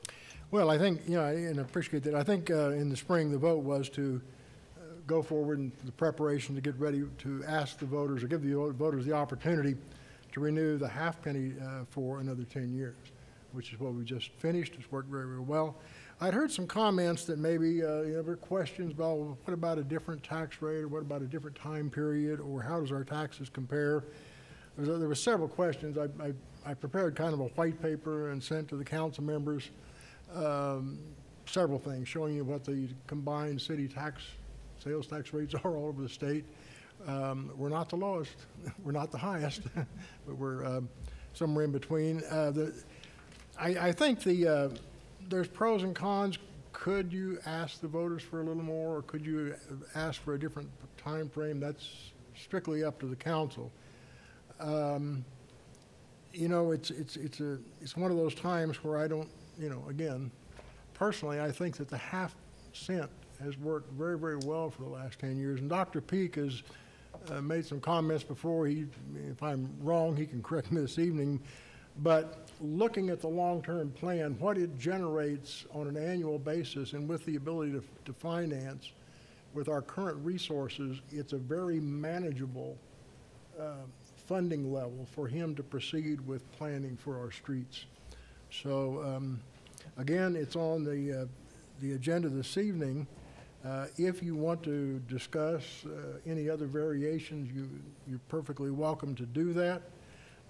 If you feel comfortable that the rate and term of a half and 10 years is appropriate, we would be glad to expedite getting that ready for you to take care of. We've got a year. I fully expect it from everything, and I've talked to a lot of people as well as council members have too. And when I was working with the Slice of Stillwater group that I had together and others, I hear a lot of support for what we as a city have been able to do with a half penny. I mean, you start looking at all the projects and you hear, the talk tonight about Perkins. It's another one of those opportunities that the half penny has been able to do. We're going to be seeing Hall of Fame and Western improvements. That's from the half penny. And on the whole list. I guess I've just heard a lot of people say, let's renew that and keep it going. Sometimes when you start talking about, well, let's do it 20 years or 0.75%, well, I'm not sure the support stays as strong. But again, that's your call. But I do feel like I should report what I hear. I would expect the voters would be supportive. I would hope the voters would be supportive of renewal. We're not asking them for any more taxes, continuing what we're doing. But in the event we don't get the message out clear, if the voters chose not to accept that, I'd like to have some time to regroup and say, what are we going to do? We're going to be in trouble if we don't have, and so if you hold the election soon, then I think Dr. Peak and staff and council can begin to really address the next 10-year planning phase. And until we know what that funding is going to be, it's very, very difficult to plan for things when you don't know the funding source. So I would personally encourage a relatively early election, so we have a head start on Dr. Peak and others being able to plan, and the council's planning. And but again, it's for discussion this evening, and whatever your pleasure in terms of the timing of the election, the rate to ask the voters for, and the term, that's up for discussion. Be glad to answer any questions.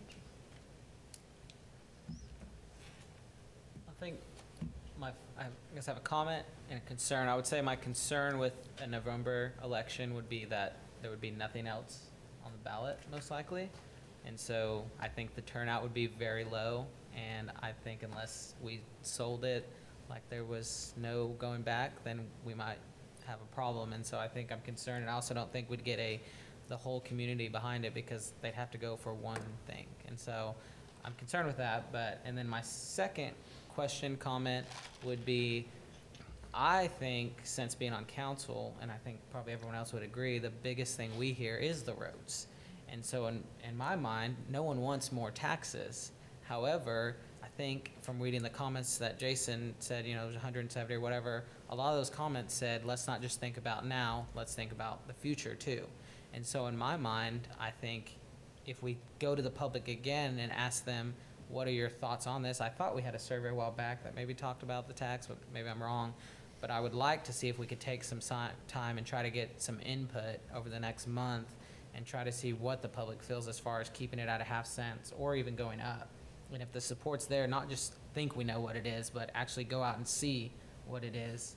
That way we make a good judgment, because we may get every single person saying, yeah, I support more. And we may say, no, let's keep it what it is. And so I just think we'd be doing a disservice if we didn't at least put a filler out there or some way get some input of where we would be at, just to keep moving, not just be where we're at, but do more. So that's just my opinion. Good opinion. Thank you. I agree, Miguel, that all that I hear about is streets. I mean, it's and the water. very first thing. Yeah, infrastructure. And it's been so refreshing to be able to hear people say, yeah, it's a little bit inconvenient, but I have waited for this for years. And it's very nice to be able to see everything that's being done. I really appreciate hearing from Dr. Peak how he has planned everything, and it's so nicely presented and just easy to understand. And I am wondering, Mr. Galloway, you know, you say that Dr. Peak is pretty confident at this level that he can continue with that type of program that he has. I think that my sense of hearing from people the half-cent renewal, no new tax, would be an easy sell. There's another aspect to it too. Raising more money means we have more roads being worked on, and there's only so much construction fatigue we can endure year in, year out. Yeah, that's true. And the pace that we've been going the last couple of years feels right to me. It hasn't been, when we first initiated the program, there were roads all over town that were getting worked on, and we really heard about it. And I also wouldn't want to raise the tax and city staff not be able to get the funds expended.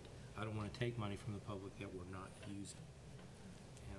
And I'm leaning, like what you said, Pat, about, you know, not raising the taxes, not lengthening it, just continuing it. I think that would be an easy sell and an easy pass, just from what I hear and the people I talk to. And that would be kind of the direction that I'd want to lean in. If we always wanted to do more or have a specific project, we could always have another initiative to add to it. And as to whether we wait or, you know, go in the spring, the Perkins Road thing doesn't happen.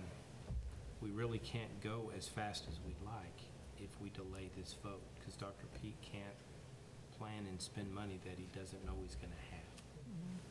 So I think, first of all, I agree. If we don't increase, with both of you, actually. I know.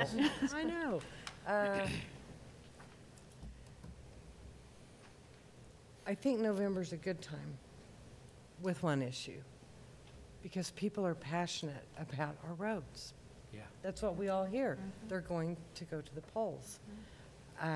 So I don't think, I understand what you're saying, but I think we go ahead and get it done. It leaves us room if for some unforeseen reason, but if we communicate and we follow what Dr. Peak did with this, where he talked to groups of people, and we had online, if we can hear from the public, we can be confident that we can move forward. Now, I understand that we need to, August 20th, we would need an ordinance to be able to have a November.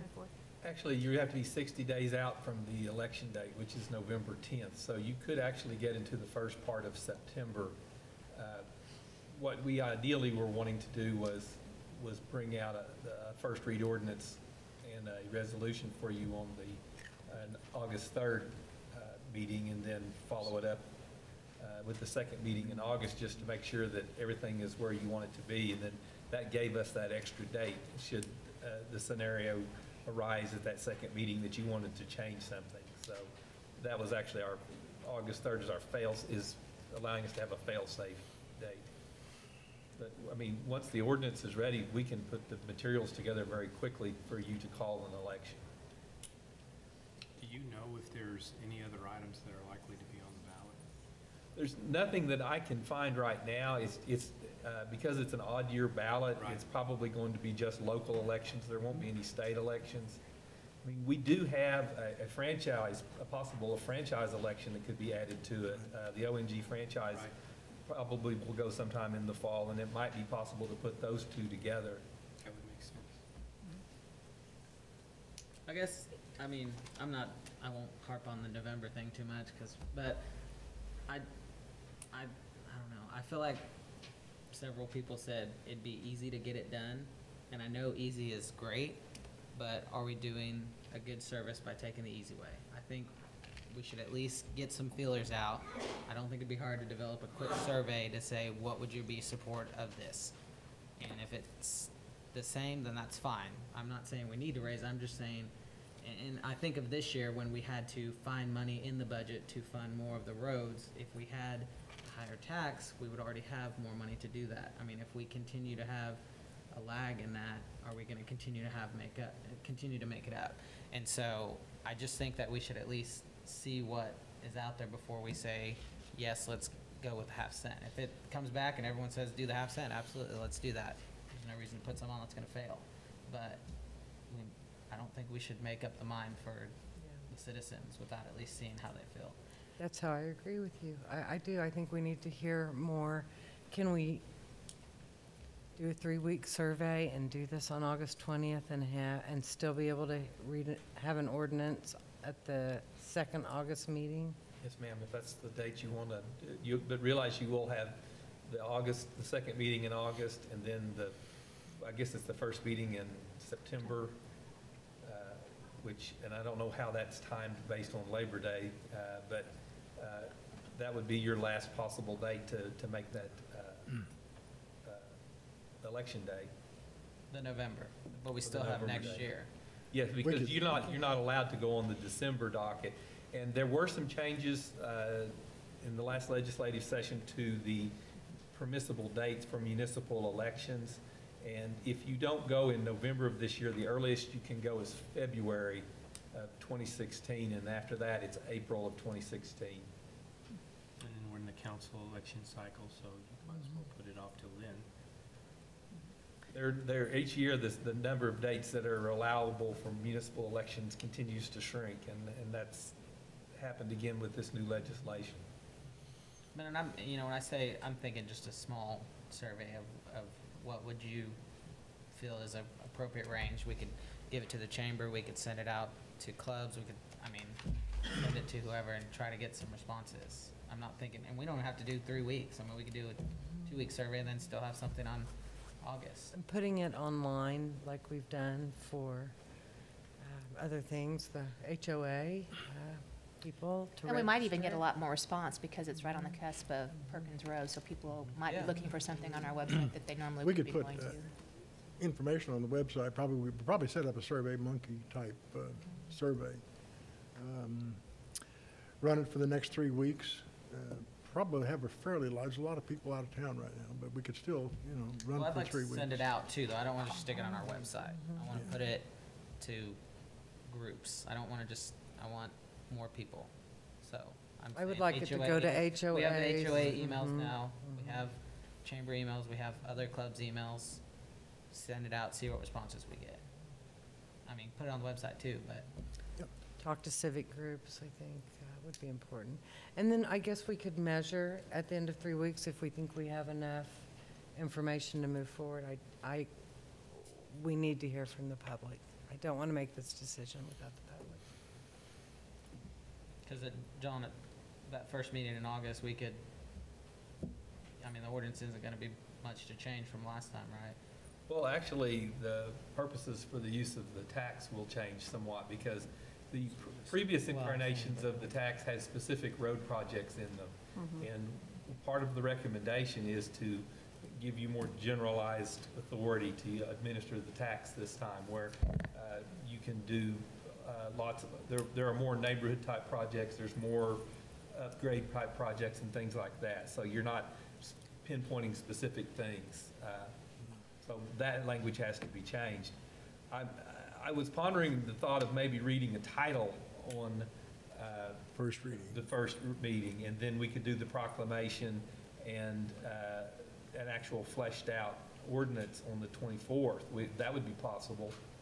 I Okay. don't think that the title would change between readings. If it does, then we'd have, again, the fail-safe of the second meeting, of the first meeting in September. So I would certainly be willing to try to put that together for the 3rd, if at least we had that part out of the way. Part of the reason is that we're not enumerating streets, and Dr. Peak could address this, is that talking about the planning of street projects, it's becoming much more complex. In planning, it's much more difficult to identify those problem streets we want to do next. Not that the problem streets aren't there, but what we're running into is coordination with things we don't see. Water and sewer lines, the infrastructure under streets. We have to really coordinate with what water utilities is able to finance and replacing those lines. We can't say, oh, let's plan to spend $2 million on the street and then later find out, oh, there's $1.5 million worth of infrastructure underneath that needs to be replaced first if we don't have that in the plan. So that's part of why it's a little more intricate planning, and it won't be at the same pace as it's been. But I think more importantly is what the city attorney was saying, and it lets our pavement management process work more efficiently. Oh, absolutely. When we're basing our decisions on technical grading of our pavement, and allows us to make our money optimize the use of those funds. So I really like the idea of not trying to list a bunch of projects and then it not change over a period of years. That might have been fine in a previous cycle, but I think with the experience we've had with pavement management, we need to continue to use that and rely on its information. Agreed. Okay, so do we need, I actually wanted to raise a point. I just checked the schedule with the city clerk.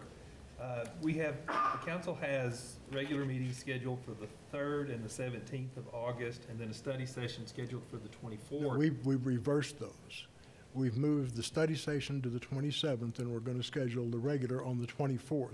Yeah. That's strategic planning on August 17th. Okay. We can, all right, even in that scenario, though, the reason I bring this up is that because of the Labor Day holiday, the September meeting is actually scheduled for the 10th, which will not give you enough days. You will have to, if we don't get it done by the 24th, then you will have to call a special meeting sometime before the 10th. Actually, I would recommend it somewhere along the 8th, or maybe even the week before Labor Day, just to make sure you have a sufficient number of days. But other than that, I mean, in terms of getting a title ready for the 3rd, that is not a problem, and we'll meet whatever other deadline you tell us to meet.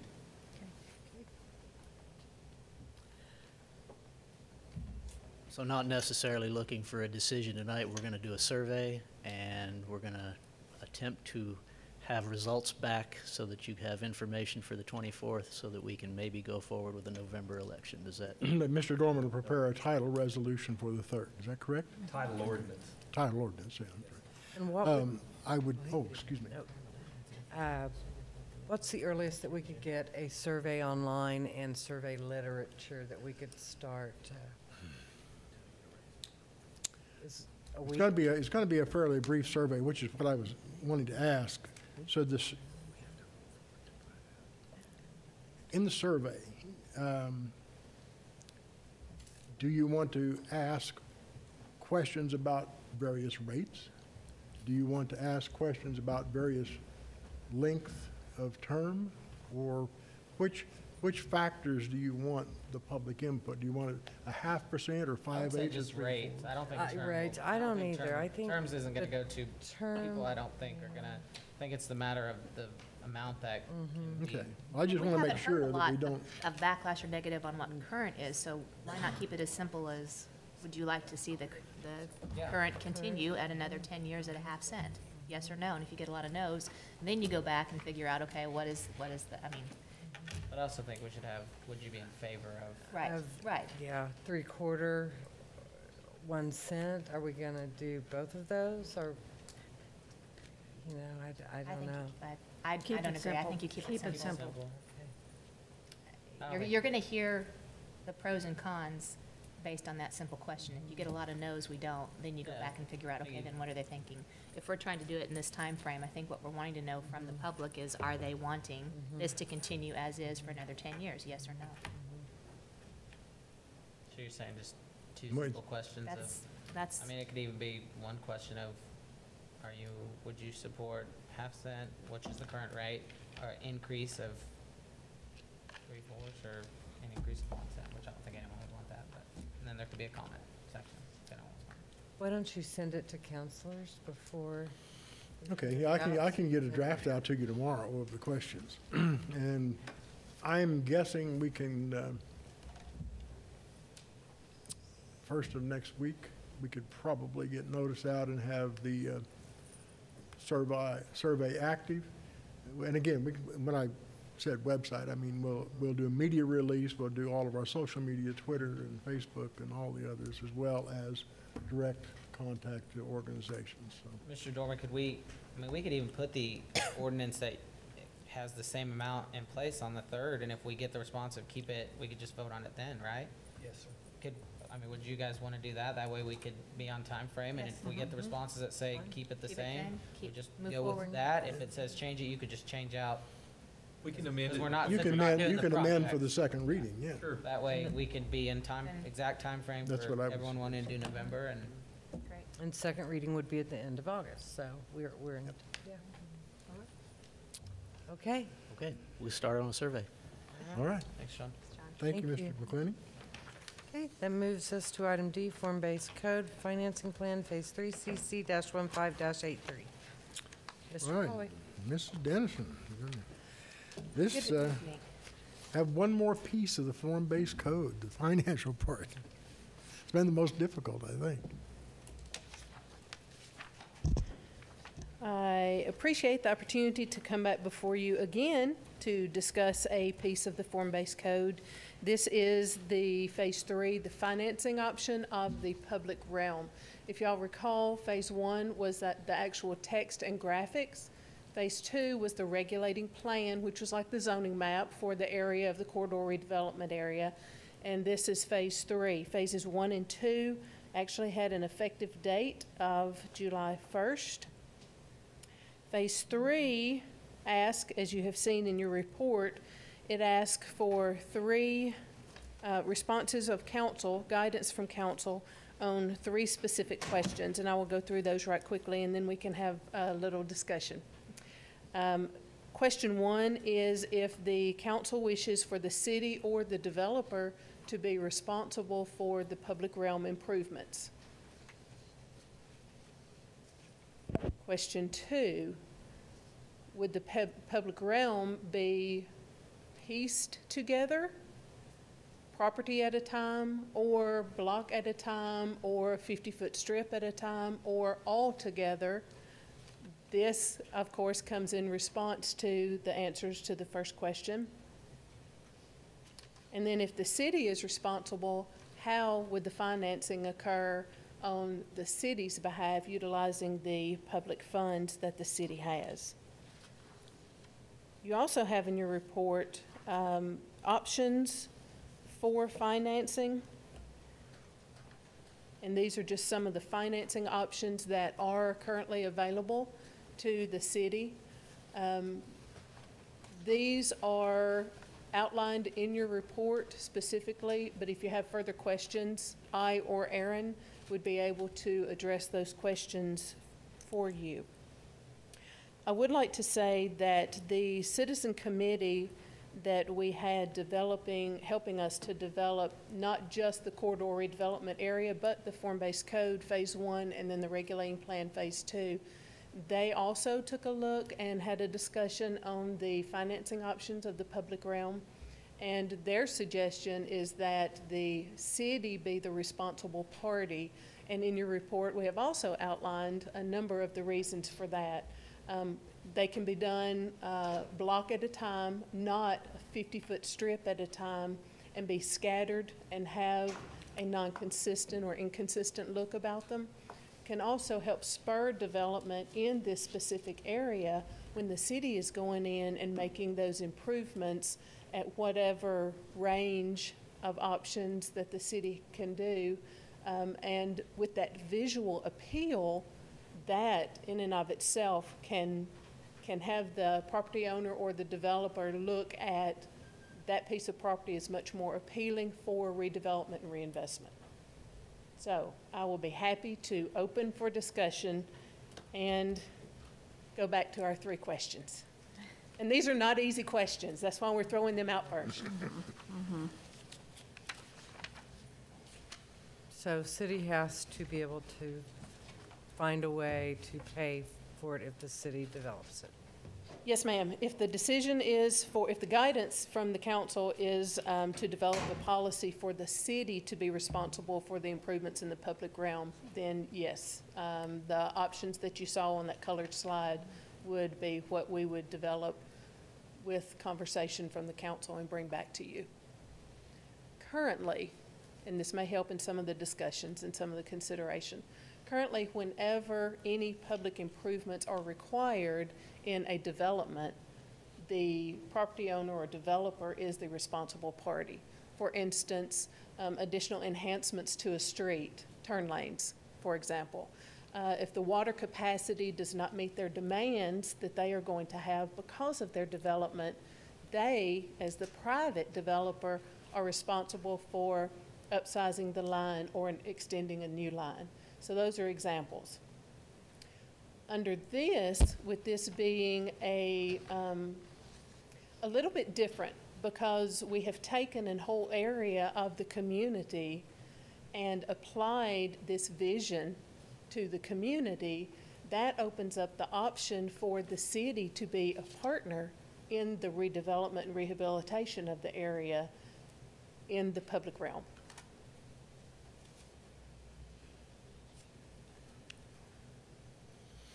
Counselors? I like the idea of partner.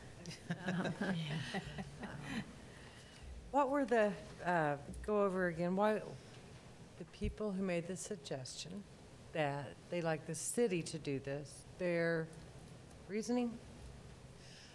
Uniformity, continuity, and being not just the partner, because that term was utilized by the citizen group, but also a spur for the redevelopment rehabilitation for the entire area. And they don't have to pay for it. I'm sorry? And they don't have to pay for it. Well, city funds, it's going to be the public funds paying anyway, in one form or another. If Correct, it's but they don't have to pay more. That would be dependent on how the financing options are established, because some of these in here would have impacts. An example, the business improvement district But that they we wouldn't have be in in the support of downtown that. area. Correct. They wouldn't want to be in support of that. I mean, it sounds like they're saying they want the city to cover that rather. I mean, did you ask them would they be in support of a bid or? Yes.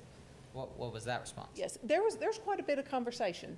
No individual resounding, let's put the whole burden on the individual developer or on the public in the form of a bid or a public improvement district, nor an assessment district. The resounding response was the city be the responsible partner to finance the public realm. How does this, go ahead. Go right ahead, I'm sorry. How does this usually happen in other cities? There are many different ways to finance public improvements. A lot of the form-based code communities across the country, and these are fairly new, the communities are. There are about 450 or so communities that have adopted form-based code throughout the country. And they have a variety of means of how to finance the public component. Some of them do general fund. Some of them are flush enough to be able to do the general fund. Some of them primarily do assessment districts, because then that money is gathered and applied specifically for whatever is outlined in that assessment. And it is acted upon by, signed off on by those who are going to be paying the assessment. So it does have their concurrence with making those improvements. Others of them, some of them have the developer still responsible for everything.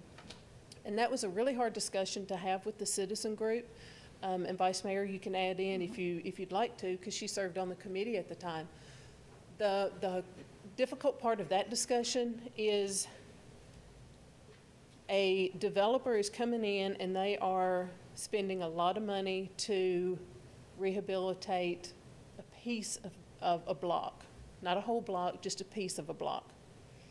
And do they do the full 40 or 50 or 60 foot width along the whole block when they're only doing a portion of the private property on that block?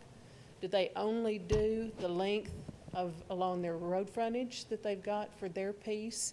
And it got to be so convoluted, we could have built a 10-page matrix on all of the options, just having it piecemealed like that together. And I think that's one of the deciding factors that the citizens group was recommending, that the city, there be one entity in charge of seeing that the public realm was being developed properly.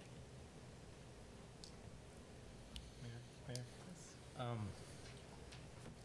not trying to be contrary, but I don't feel comfortable answering your questions. I think I would prefer to hear our staff, who are the experts in the area and done the research, to come back to us and make some recommendations that we could react to, instead of us freelancing, or at least it would be freelancing for me. Yeah, it's a little overwhelming to think about that, yeah. And Miguel has been involved in some of this, and I just don't, I'm not sure I like the idea of just reacting here and making such broad sweeping statements.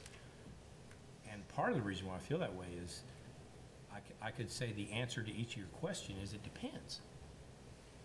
What's the situation? What's the item we're trying to fund? You know, and what's the development? And there could just be so many different scenarios. I think it's going to be hard for us to, in general, react. Well, especially not knowing the intricacies that it could occur. I mean, yeah, we don't have that. And we can say, sure, we want the public to fund that. Sure. Using what? Using what for money? So, I don't know. I think, I'm guessing that when this idea first was brought to council, there had to have been some thought about how we would implement and finance it. So I think I'd like to see city staff come back with some recommendations, or at least some options that are more detailed. Yeah, I think I heard some comments from council tonight that I think begins, you know, as you said, you'd like to see partnership. But I don't think one precludes the other. I think if the city, if the public were responsible for the implementation, the design, and construction, but that doesn't necessarily mean the public, the government, the city would be responsible for all the costs. You could develop a plan where the city does a block at a time, but everybody who develops on the block will pay an assessment based on their linear footage to contribute a significant portion of theirs. That's still giving it public control of it to make sure it's uniform, but it has a provision for each development to share. Now, you can layer that with an assessment district to reduce the public assessment and then add by development. So I think we could probably put together 2 or 3 scenario alternatives and maybe make it a little easier to address that way. Great, yes. I think a couple of scenarios, several scenarios, 3, whatever, would be great. I agree with Councilor Weaver that this is kind of out of our realm. What, I look at these numbers and I just about, I did fall on the floor. Yes, And, we did too. Yeah. And I think that, phased, you just mentioned, we do look at this block or maybe Mr. Galloway, we look at this block, what's our highest priority here? And,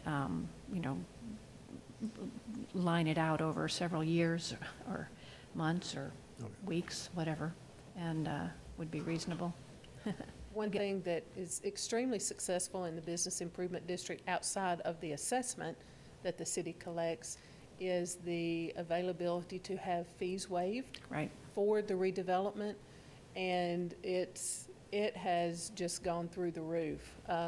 Just about every even smidgen of development that is occurring in the bid area, the downtown Stillwater area, is filing that fee waiver request. And it's evaluated by staff, runs through the manager, as has been authorized by the council to grant any of those waivers. And it's very, very effective. And I would actually encourage the council to continue that in this form-based code area. Mm-hmm. I think some phased recommendations or a couple of different scenarios would be really helpful.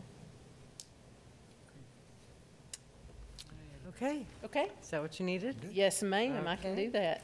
Thank you, Mrs. Dennison. Appreciate it. Okay, that moves us to ordinances on first reading. Ordinance number 3311. Mr. Dorman. An ordinance rezoning attractive land located at 510 East Virginia Avenue from RSS Small Lot Single Family Residential District to CG Commercial General District. Discussion. Do we have a motion to advance? Motion to advance to second reading. We have a motion and a second to advance ordinance number 3311 to second reading. And that motion passes 5-0 on ordinance number 3311, now advances to second reading. On first reading, ordinance number 3312, Mr. Dorman. An ordinance rezoning attractive land located at 814 East 5th Avenue from RSS Small Lot Single Family Residential District to RT Two Family Residential District. Discussion. Do we have a motion to advance?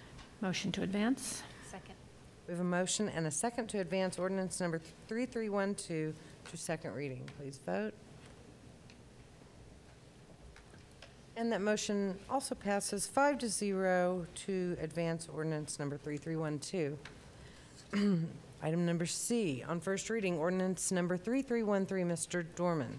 An ordinance amending Chapter 23, Land Development Code, Article 6, Land Use Classifications, Division 5, Industrial Districts, amending Section 23-160 IL Light Industrial District. Discussion. Motion to approve or move ahead. Second.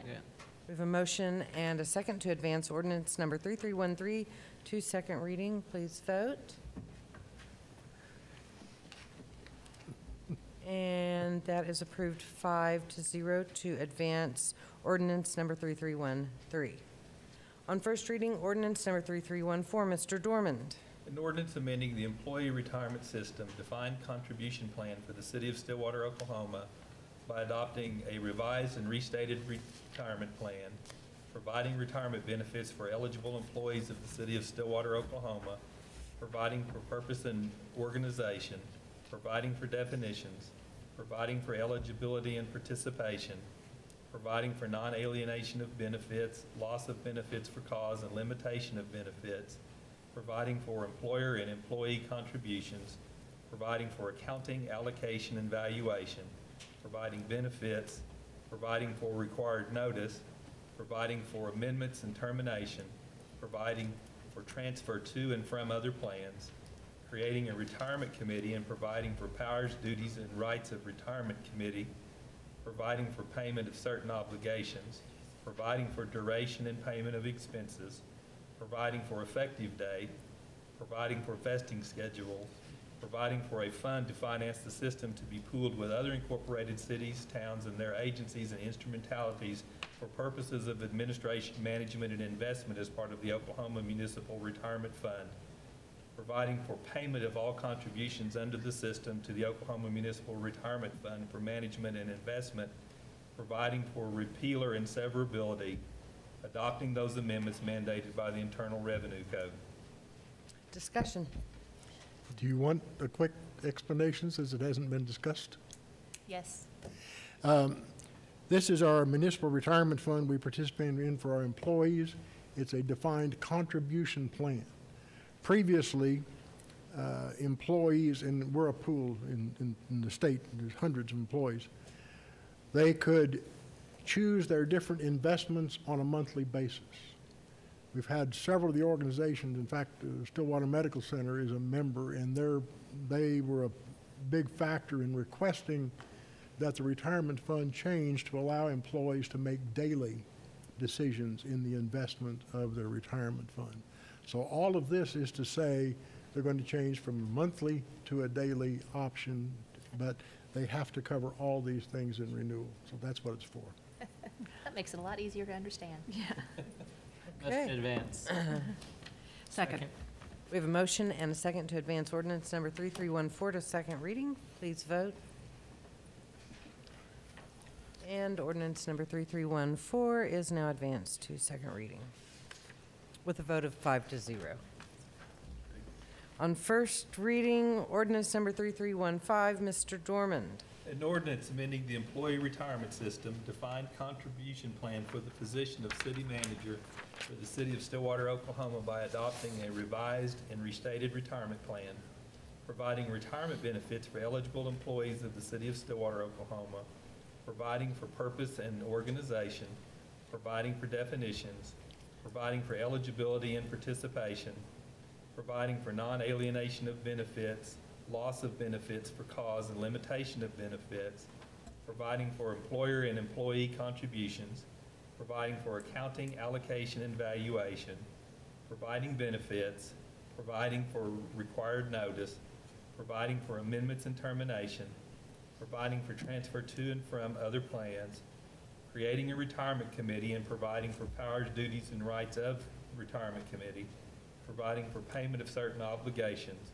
providing for duration and payment of expenses, providing for effective date, providing for vesting schedules, providing for a fund to finance the system to be pooled with other incorporated cities, towns, and their agencies and instrumentalities for purposes of administration, management, and investment as part of the Oklahoma Municipal Retirement Fund, providing for payment of all contributions under the system to the Oklahoma Municipal Retirement Fund for management and investment, providing for repealer and severability, adopting those amendments mandated by the Internal Revenue Code.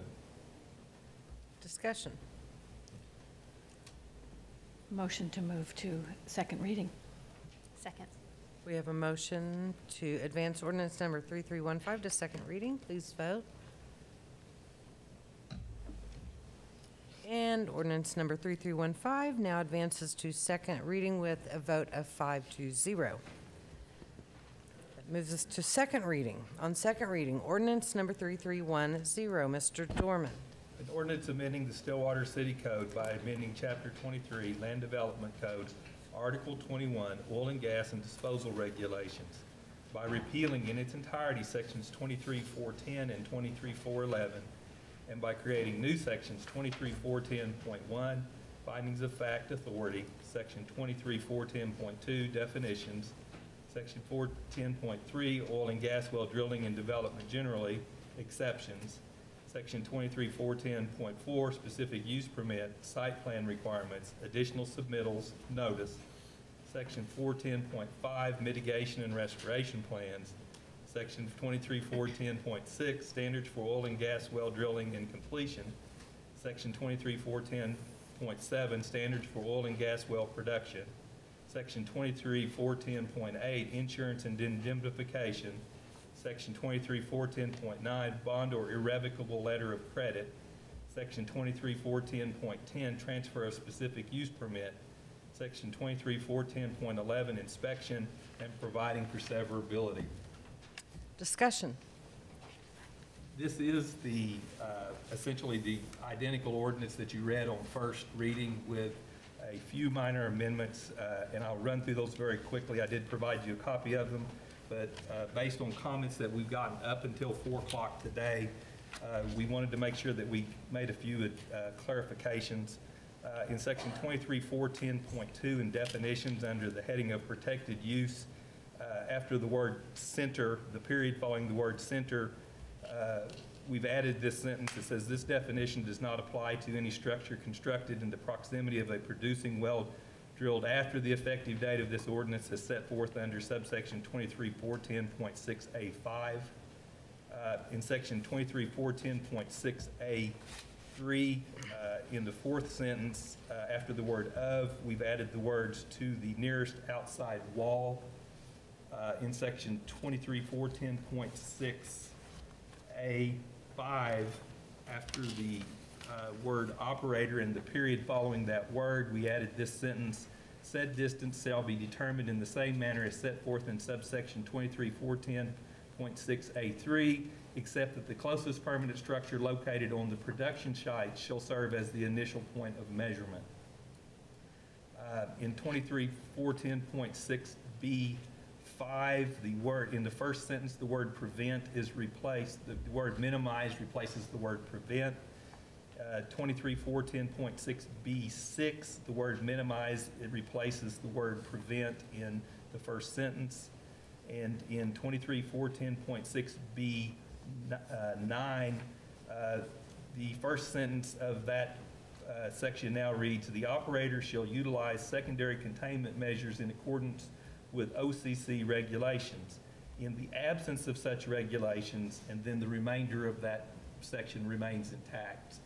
We were advised that OCC regulated in this area. I did some research, and we clearly have to follow their standards, but we did have default language in the event that OCC decided not to do such. In section 23.410.7 on A6 on-site requirements, A6, the word minimize replaces the word prevent. 23.410.7 A7, the word minimize replaces the word prevent. And 23.410.7 A8, the first sentence will read, the operator shall utilize secondary containment measures in accordance with OCC regulations. In the absence of such regulations, the operator, and then the remaining language is the language that has been in the text that we have provided to you on first reading. The final thing, 23.410.8, under insurance and indemnification, A1, there's some language that, and this is entirely my fault, regarding indemnification. That was struck from a previous draft, and it worked its way in when we were doing the first reading draft. So A1 regarding indemnification would be stricken in its entirety. And with that, I would recommend that you adopt Ordinance 3310 as presented at second reading. I want to make, or one question, just to, I know there was a comment earlier that, and I can't remember who gave it, but that they, I guess one of the companies went to the neighbors and worked with them in Texas or something. They have the ability to do that here in this ordinance, to go to the neighbor and say, can we go closer to you? So we're not taking that out. No, that's in. They have the ability, if they want to be great neighbors, they can go up and ask to be able to get closer, and they can get that permission, and the city will allow that. Yes, that's Okay. in, that is in the setback requirements, both for protected uses, any type of use, and in the reverse setback requirements. If a developer wanted to develop closer to a well than the existing setback requires, what we call the reverse setback, they could go to the oil company and ask them to reduce the distance as well, because we do have provisions to prevent a lot of this urban encroachment that you saw in this presentation this evening. And with regards, I mean, so Yes. this isn't a problem here. It shouldn't be. Okay. We have there's a 400-foot setback. Other questions? My other question would be on the sound still. Their questions were continuous monitoring? Yes. And Because it's a 24-hour standard. It's an averaged over the 24-hour period standard. So we recognize that there will be times when it's going to be louder for an extended period, and there will be times where it will be quieter. And that is a generous way to do it. It's much more generous than what the construction industries and other industries around here get, which is if you make the noise, we'll write you a ticket, but we don't do that here.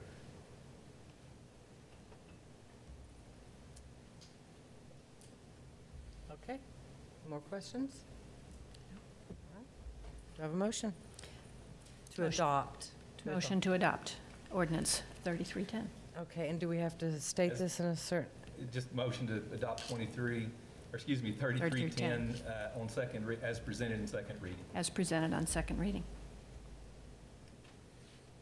I have a motion. Do I have a second? Motion and a second to adopt ordinance number 3310 as presented in second reading. Vote, please. And that passes 5-0. Ordinance number 3310 passes with amendments as presented on second reading with a vote of 5-0. That moves us to resolutions. Resolution number CC-15-13, a resolution adopting the City of Stillwater and Stillwater Public Schools 2015 Multi-Jurisdictional Multi-Hazard Mitigation Plan. Mr. Galloway. Yes, that's as presented by Mr. Rob Hill and Cody Wittenberg earlier. We recommend approval of the resolution which adopts our hazard mitigation plan. Discussion. Let's approve resolution CC 15-13. Could we, the motion with- includes the modification that we discussed earlier? Yeah. Sorry. Yes. I would Yes. second that motion. Yeah. And the modification we discussed earlier. Changing the names of the councilors and mayors to make sure they're current. Thank you. All right. Thank you. Okay, we have a motion and a second. Did we have a second? Yes. Yes, okay. All right. To approve resolution number CC-15-3 with modifications. Vote. And that passes 5-0. Resolution number CC-15-13 with modifications is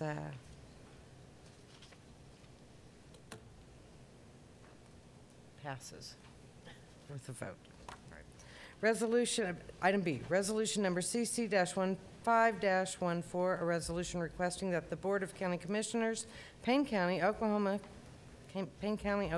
consider and adopt certain oil and gas drilling setback requirements. Discussion. This is an item that I told you I would bring to you in conjunction with the issue that actually got us here to begin with, and that's the drilling of an oil well just outside a residential subdivision just outside in the county.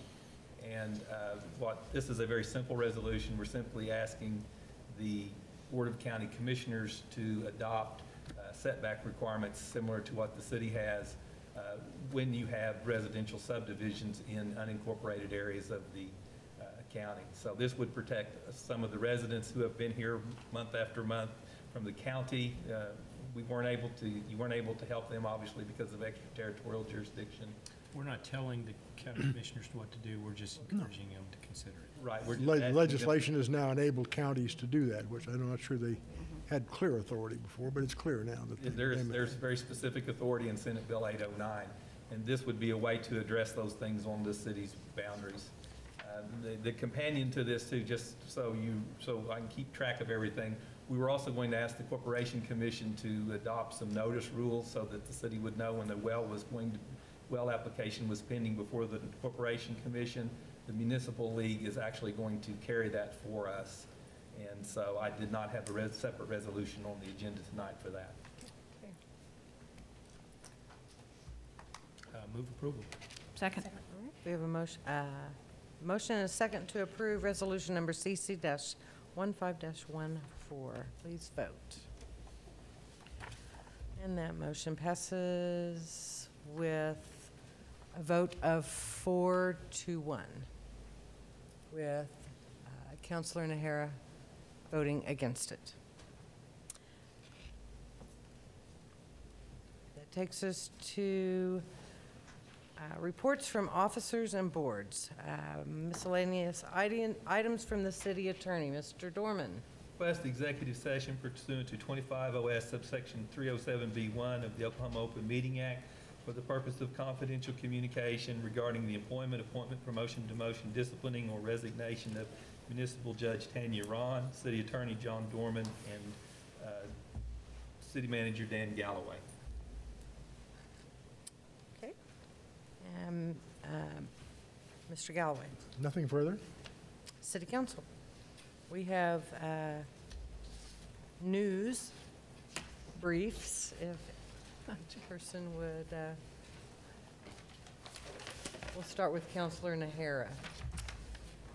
If you have not been downtown at 10th and Main, you can follow the new navigation for the upcoming mini roundabout.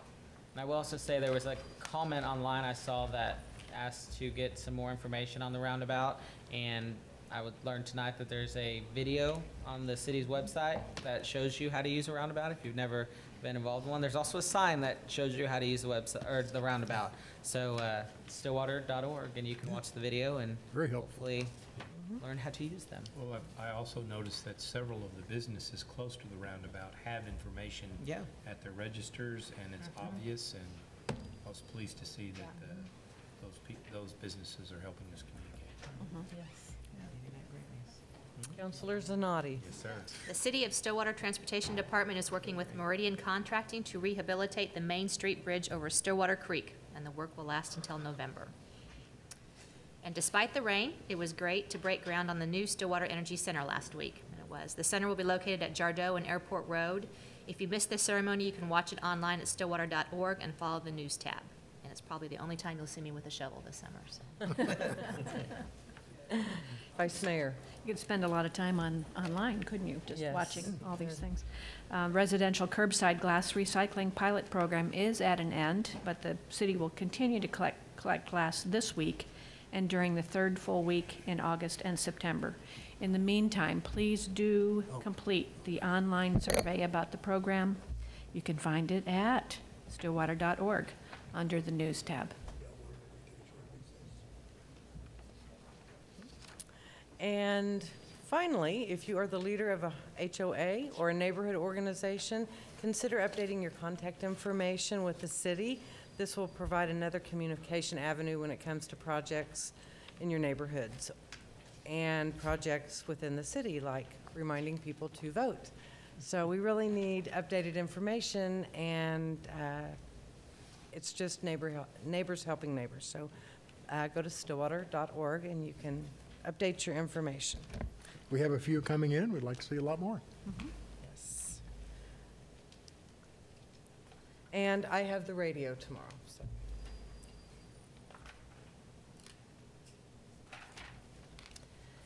Okay, that takes us to appointments. Or do we have questions or inquiries? No? Okay. Appointments. We have one vacancy on the Sister City Council, and I nominate Dale Durham to the Sister City Council. Do I have a second? Second. We have a motion and a second to appoint Dale Durham to the Sister City Council. Please vote. And that passes with a vote of 5-0. Welcome Dale Durham to the Sister Cities Council. And we have one vacancy open on the Western Payne County Ambulance Trust Authority, and I nominate Elaine Ackerson to the Payne County Ambulance Trust Authority. Second. We have a motion and a second to appoint Elaine Ackerson to the Payne County Ambulance Trust Authority. Please vote.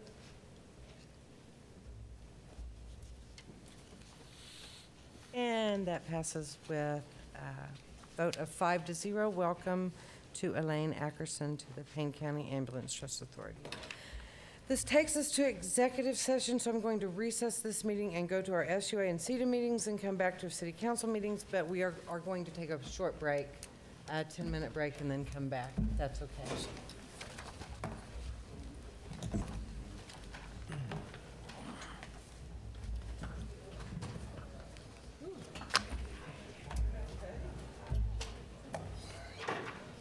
We have to vote on a break? We don't. It's the chair prerogative. Oh, my goodness.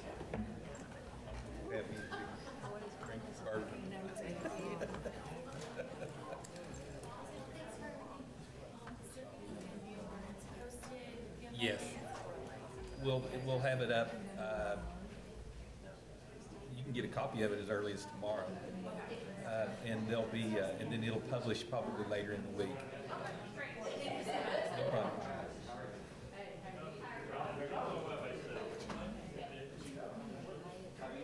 Yes, ma'am. I will get you one right now.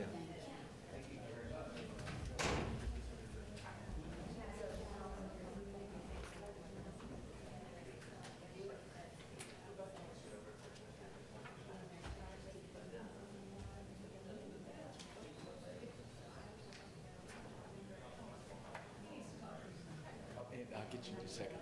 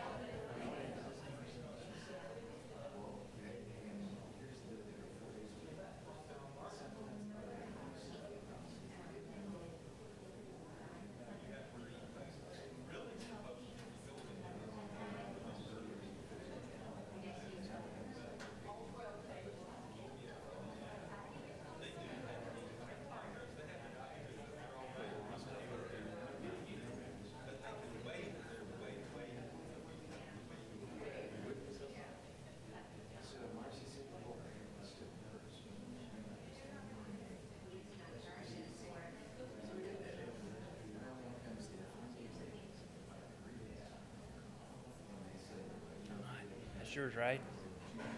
Just closing online. You give them a presentation?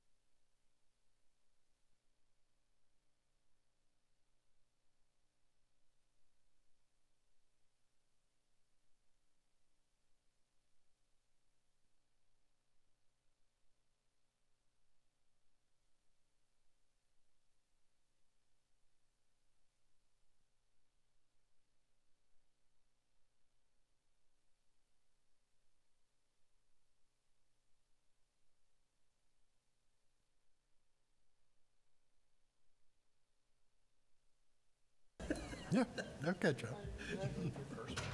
I did. Thank you. Want it? Yes. Don't tell anybody.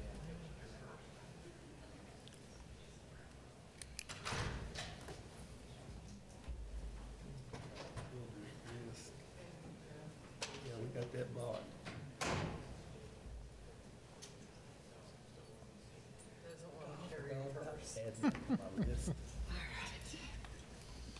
That was a fun. All right, I call to order the July 20th, 2015 Stillwater Utility Authorities meeting. And on the consent docket, does anyone wish to remove any item, or is there a motion to? Motion to approve. Do I have a second? Second. Motion and approved to approve the consent docket. Please vote. And the consent docket is approved 5-0, and that moves us to public comment on agenda not scheduled for public hearings. We do not have any, which moves us to item 5, reports from officers and boards. Mr. Galloway. Nothing further to report this evening. Mr. Dorman. Nothing to report, ma'am. Counselors. Motion to adjourn. Second. There's a motion and a second to adjourn. Please vote. It's record time. And the July 20th, 2015 Stillwater Utilities Authority is adjourned with a vote of 5-0. That moves us to the Stillwater Economic Development Authority meeting. I call to order the July 20th, 2015 Stillwater Economic Development Authority meeting. Counselors, does anyone wish to approve or remove an item, or is there a motion to approve the consent docket? Motion to approve. Second. Motion and a second to approve. And the consent docket is approved with a vote of 5-0. And we don't have any public comments on agenda. Takes us to general orders, the annual report on the 2015 Economic Development Contract from Chamber of Commerce. Mr. Galloway. Yes, Ms. Lisa Navarcal's here, the President and CEO of the Chamber, and as usual, she'll give us a report on the completion of this last year's contract. I'll try to go as fast as you did on the utilities authority. Kidding.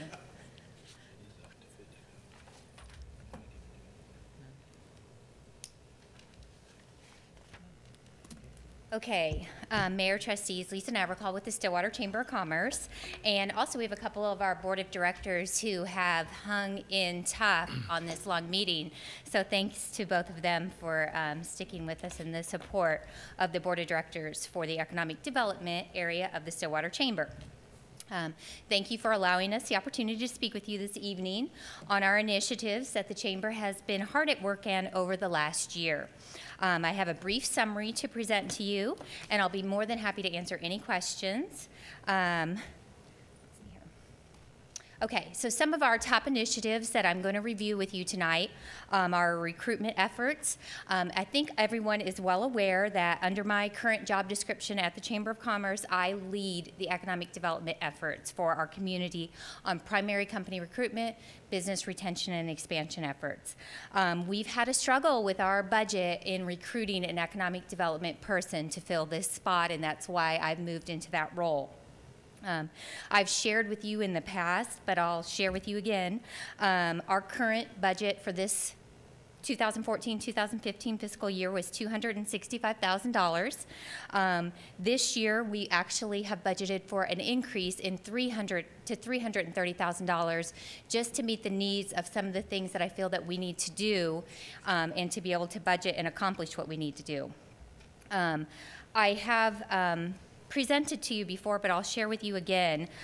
Stillwater currently ranks at the bottom of economic development budget allocations. We currently allocate $200,000, that was our last contract amount, on primary company recruitment. That averages $4.24 per capita versus other communities in the state who rank equally with us on population size. The average is $586,000 or $23.82 per capita. So you can see we are grossly underfunded on economic development. I've compiled a list of our ED organizations. We also looked at other university communities, and that's on the second page here.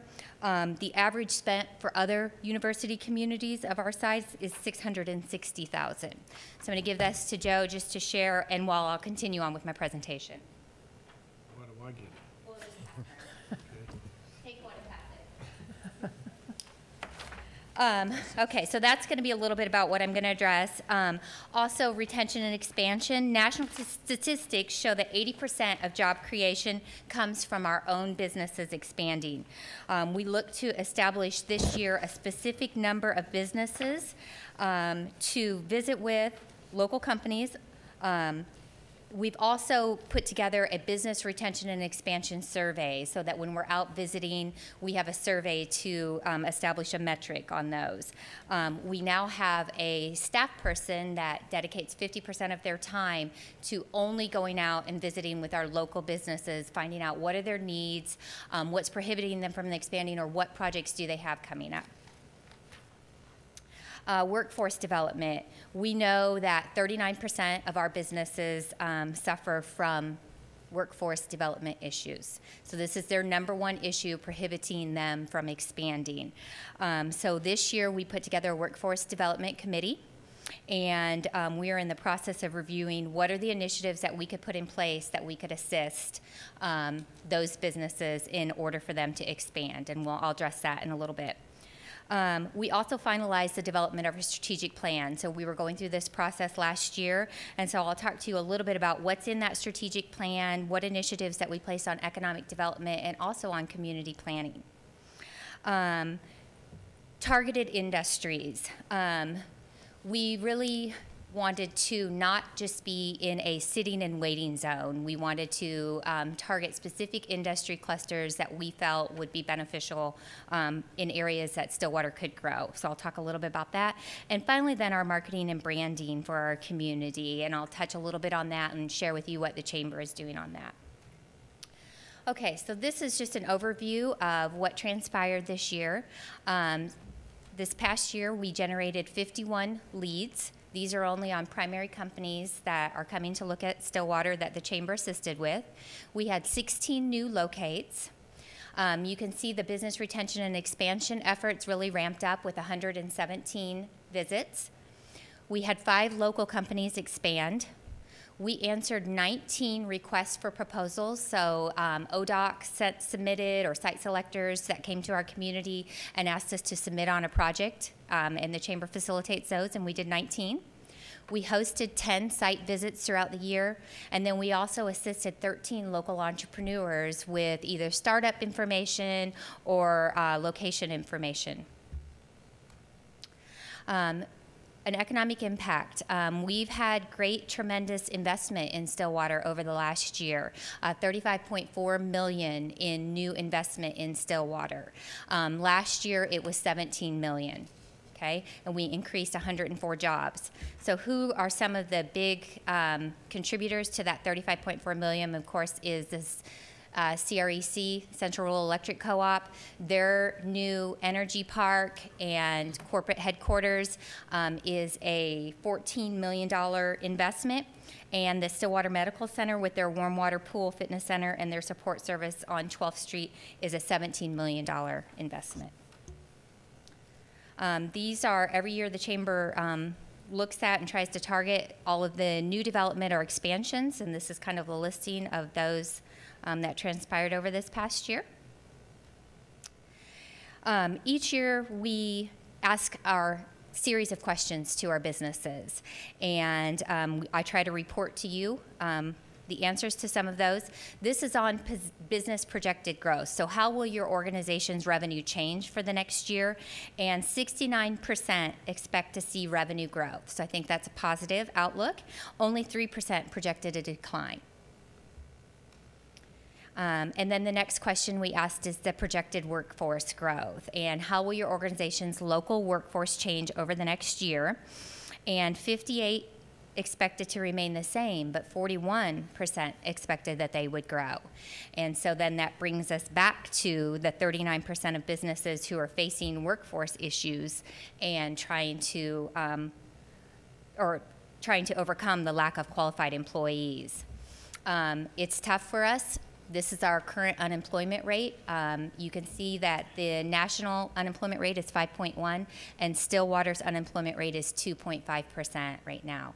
So pretty much everyone who has a job or who wants a job already has a job. Those that fall within that 2.5% likely are not looking to work. Some initiatives of things that we have done to rectify some of our workforce challenges.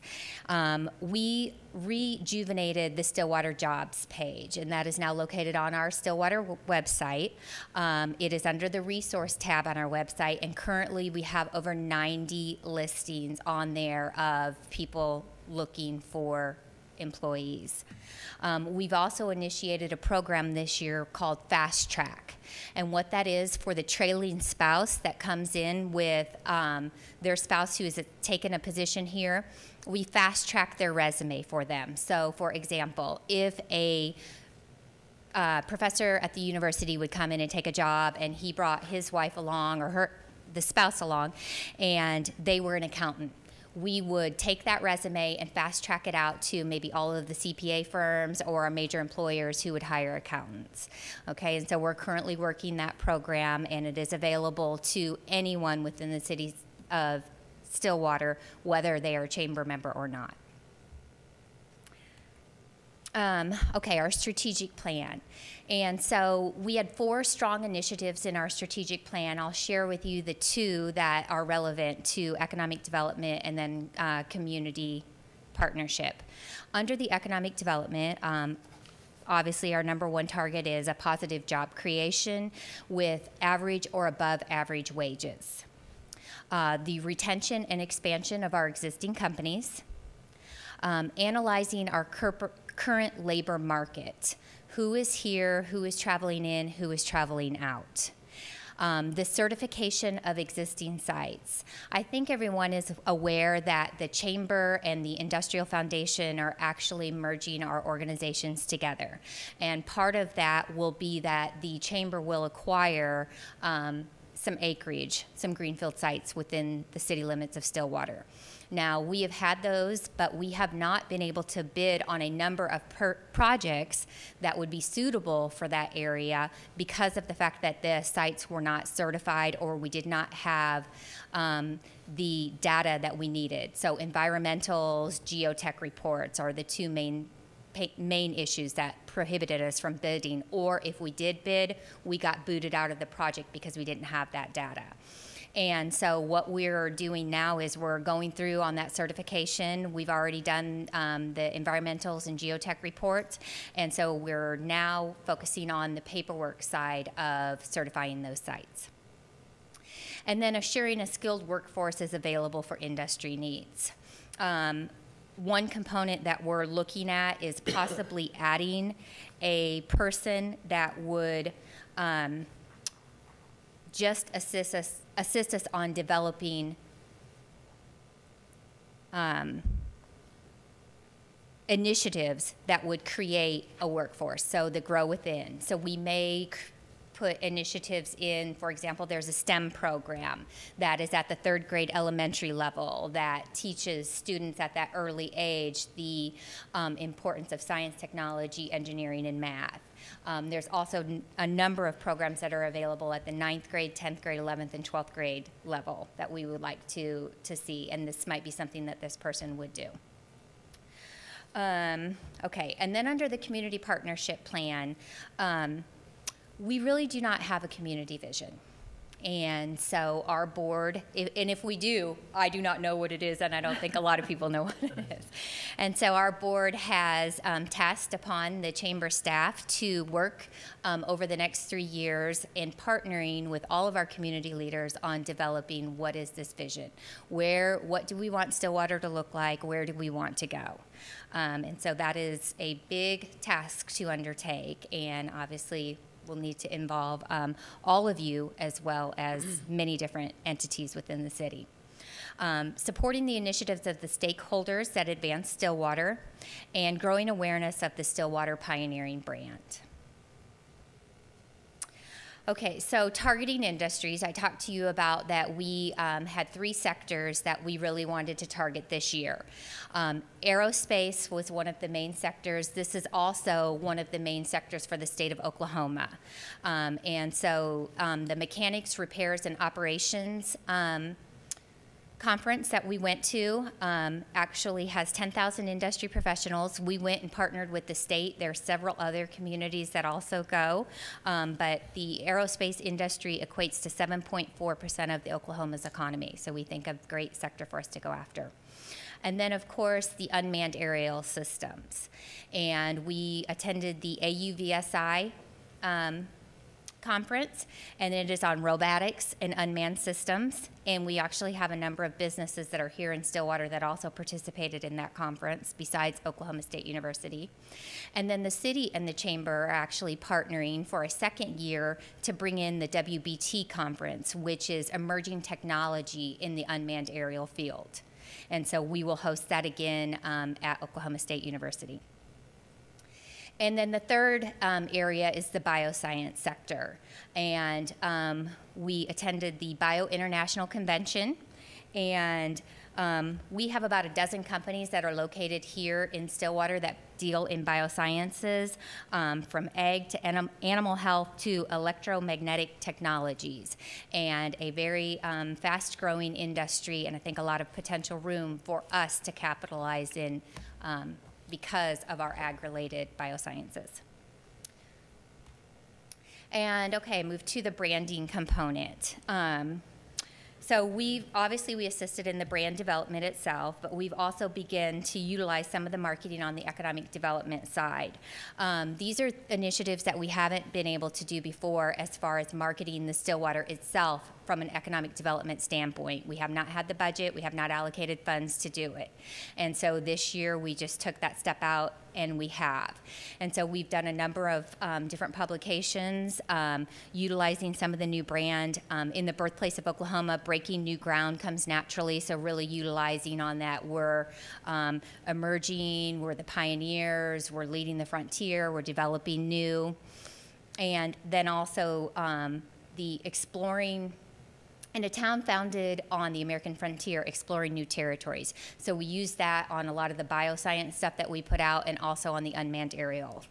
We also did, if you're well aware, we have the Total Energy building that is empty right now. We have done a number of paid advertorials on that, placing that information in Site Selectors magazines. And we've taken the lead on that because the owner of that site had not been doing any advertising. And so the chamber picked those costs up.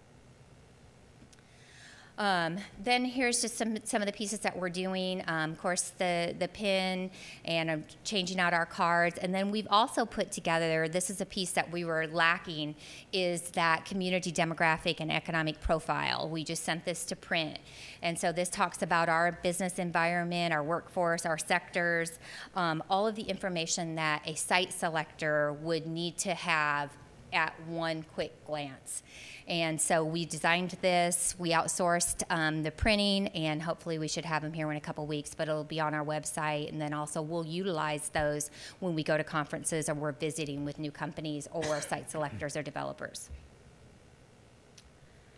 Our continued efforts, of course, legislative advocacy. Our chamber was just recognized as the #1 chamber in the state, I guess, on legislative advocacy efforts. So we were recognized by the state chamber.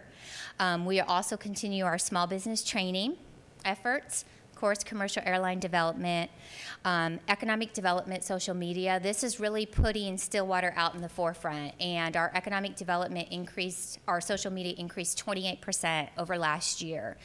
And so that is really pushing out good news about Stillwater, new developments, but then also facts about Stillwater. Why would you want to locate your business here? And then we'll continue with the buy local projects, and that's the Still Local program, and also the Jingle Bell program the chamber puts us on. Okay, one component that I mentioned to you in my targeted initiatives this year is a labor market study. The current labor market study that we're operating off of is based off of 2005 data. So it is very old and out of date and really not useful to us at all. We do have a small update on labor shed, that's 2011, but still very out of date. And so what I would like to ask the council to consider is possibly using Avalanche Consulting to do a labor market study for us. I'll share with you, I've visited with Dan on it and with Mayor Noble, but I'll share with you some of the information that we're able to obtain from a full labor market study. So the labor shed and the commuting pattern dynamics. So this identifies the available labor force and the labor shed, so we know the commuting patterns and actually how far people will travel to work in Stillwater, or who we're also losing to travel outside of Stillwater. It also breaks down what sectors or what industries are traveling in and out. And then it also will give us an economic and demographic scan. On, I can't see here. And this will provide us an assessment of the existing population and our past growth, and it will also determine the levels and average annual earnings for both Stillwater and our labor shed, so who is exiting. In industry and occupational composition, this will identify the existing and emergency drivers of employment growth within Stillwater, so what are the sectors that are expanding. It'll provide for us 5 occupational sectors that are most relevant to the region's continued prosperity. So this will help us. So we know that we went after those 3 targeted ones for this year, but this will really tell us this is who you should be going after. It will provide for us an inflow and outflow of the industries. It also provides for us, because we're a university community, a college graduate production analysis. So it'll examine who the university is outputting, and then how we can match those students coming out with our sectors that are here, or if we have students coming out, in what realm are there sectors that we should be growing instead. And so those are some of the main components that it'll provide for us. Okay, is there any questions? The cost? The cost of the labor market study is actually $24,000. I would like to ask you to consider, the trustees to consider not only allocating that $24,000, but also upping our economic development budget for this year to $250,000. So we're actually asking for close to $274,000 for an allocation for the 2015-2016 year. I'll address that and show you how to do that in my report. And the budget right now is 200,000? 200, correct. Okay. There's no other further questions? Thank you. Thank you, and thank you for all the chamber does. Very impressive. Can you stick around for when we address? Okay, presentation by city manager. Well, do we need to approve their budget request? Or? No, I think he's going to talk about it. I think we're going to. Not on the agenda to approve. It's not on the. Well, as far as the as far as the budget request, we'll prepare a contract and bring a contract back to you with that. Well, before we leave the topic, if you don't mind, Mayor. Sure. This is sort of my last hurrah on reviewing this contract and recommending it to council. Personally, I think it's embarrassing what we allocate to the chamber, and it has been ever since I've been on the council. I'm not saying this council, but councils in the past haven't been very supportive of the chamber, and that's a reflection of the allocation. And you look at this table, and there's cities not in here that we could certainly add, but this is embarrassing. I had no idea. Agreed. Yeah. This is Agreed. absolutely embarrassing, and I think the amount we should be putting in the chamber at a minimum should be around $500,000. And while maybe we can't get there today, there needs to be a plan to get this allocation up, and it shouldn't be. Agreed. It shouldn't be this low. This is embarrassing. Agreed. Okay. Especially with what they've done on that budget. No, I thought I'd go ahead and take the opportunity tonight to give a little report on CETA.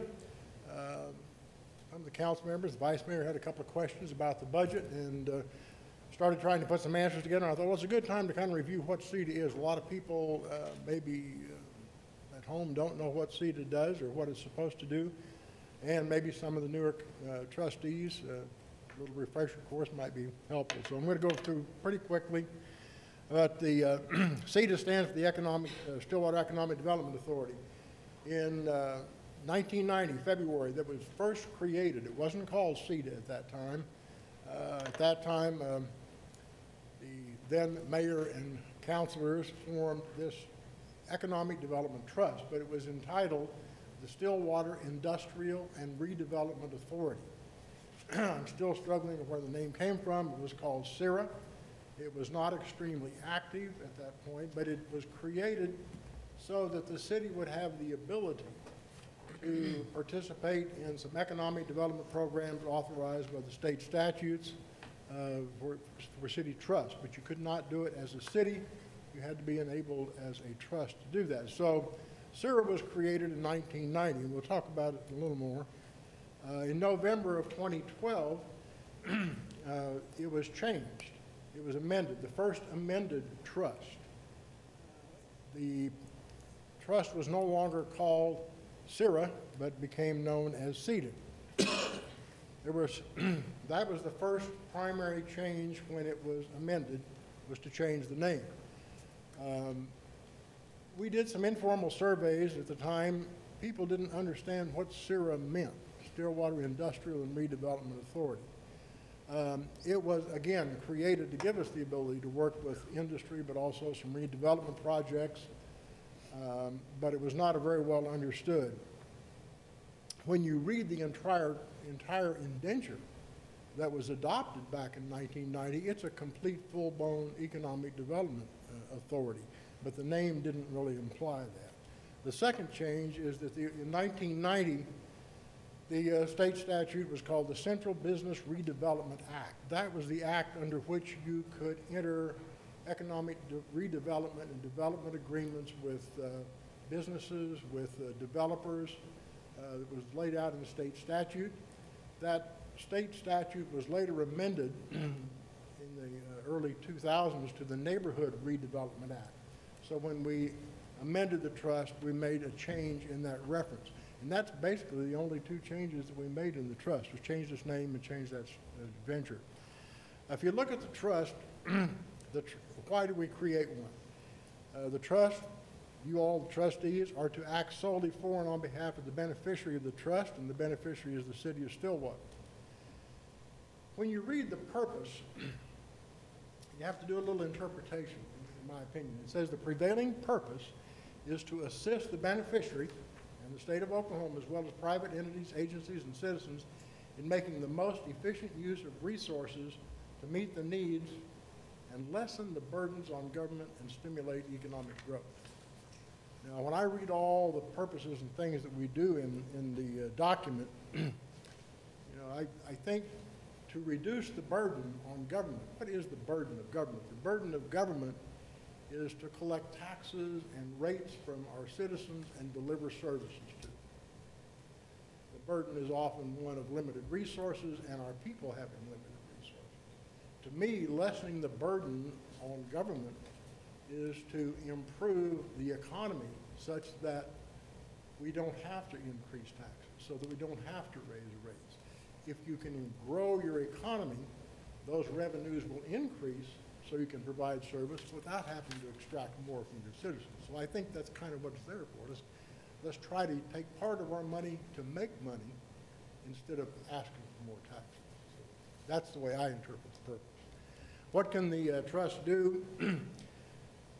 It can promote, stimulate, and develop, finance, and redevelop commercial and industrial projects or facilities, industrial, residential, commercial neighborhoods, agriculture, farming, ranching, healthcare, medical-related facilities, all types of energy projects of any sort, service and industry related to transportation, recreation, sports, culture, tourism, entertainment, communications, and it goes on and on. What it basically says is that any type of business activity in this community, if there is a role that we can take as a trust to grow that segment of the economy to the benefit of the community, you have the right, the ability, and the responsibility by the trust to do that. It doesn't mean you do all of these, but these are the things that you can do. There's other enumerated purposes. You can promote the development of adequate housing. We've talked a lot about setting policies on different types of housing as a city council. But if those policies are once established, we can explore in the trust different ways to incentivize and create that growth, something we haven't approached as yet.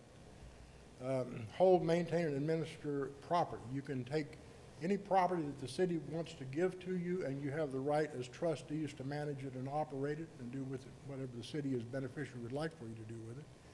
You can acquire property. You can build facilities. Again, those all take finances. But again, you have the authority to do that if, in fact, it is beneficial to the community. Very, very, very broad. In essence, what the trust says is you as trustees, on behalf of the city, can do nearly any kind of economic development activity that you feel is going to be productive for the community. Again, I keep stressing lessen the burden on government and the citizens because of what that means to me. I think if you're going to have a successful economic development program, we're talking about, as Trustee Weaver was saying, we don't fund maybe the chamber as much as we should. Maybe we don't fund some of our other economic development activities as much as we should, except, in my opinion, the true test is if we're going to spend $1 million a year, we better be able to show it's making us $1 million+ per year. If we're spending $1 million a year to make $800,000, we're losing $200,000 a year. That's not lessening the burden of government. That's increasing the burden.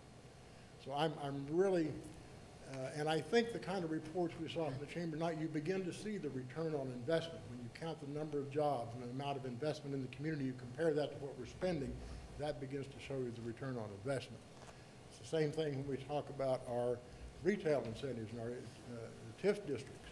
You can very easily measure it's going to create, $10 million new revenue, even though we're going to have to take $3 million of it out. So we have a net of $10 million growth. So you can show the return on investment. And I think that's the real critical criteria in every part of our economic development program. If you're going to take some resources and expend them for this purpose, it needs to create more resources back into the community in order to be successful. One of the questions was, where does our money come from in the trust? Right now, the CETA as a trust doesn't have any money-making ventures per se. We don't have any revenue that comes directly to CETA. CETA has created some agreements and created some things that create revenue for the city, which is our intent. When we built the budget this year, we allocated some funds to CETA, didn't we? Oh, yeah, and I'll show you where that all comes from. Yeah, there's a lot of money that comes there. All financing for CETA comes from other funds. The general fund of the city is the primary provider of revenues for CETA programs and projects. Revenue sources. What we started doing a couple of years ago, the use tax was passed in 1997 by the voters. The use tax is a sales tax collected on all things purchased outside of the city and they're brought to the city. When you read that original ordinance for a tax, just like we're talking about an ordinance for tax tonight, that was solely for economic development. 98.5% of that fund, up to $9 million, was to be transferred to OSU as a partnership for the refurbishment of the Gallagher-Iba Arena, in that it was an economic development driver and it would attract people to events and sporting events to our community. And the whole intent of adopting the use tax was for economic development. Now that full obligation was met a couple of years ago, and we have never adopted a formal policy, but in the budget process, we've continued to look at the use tax as it was originally for economic development.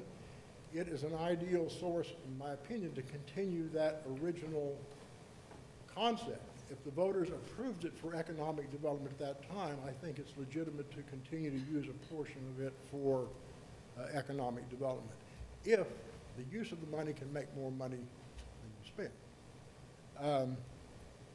So that's what we have done is, in the budget process, a couple of years ago, we transferred a significant portion, I think it was 400,000 of the use tax in 1 year into CEDA.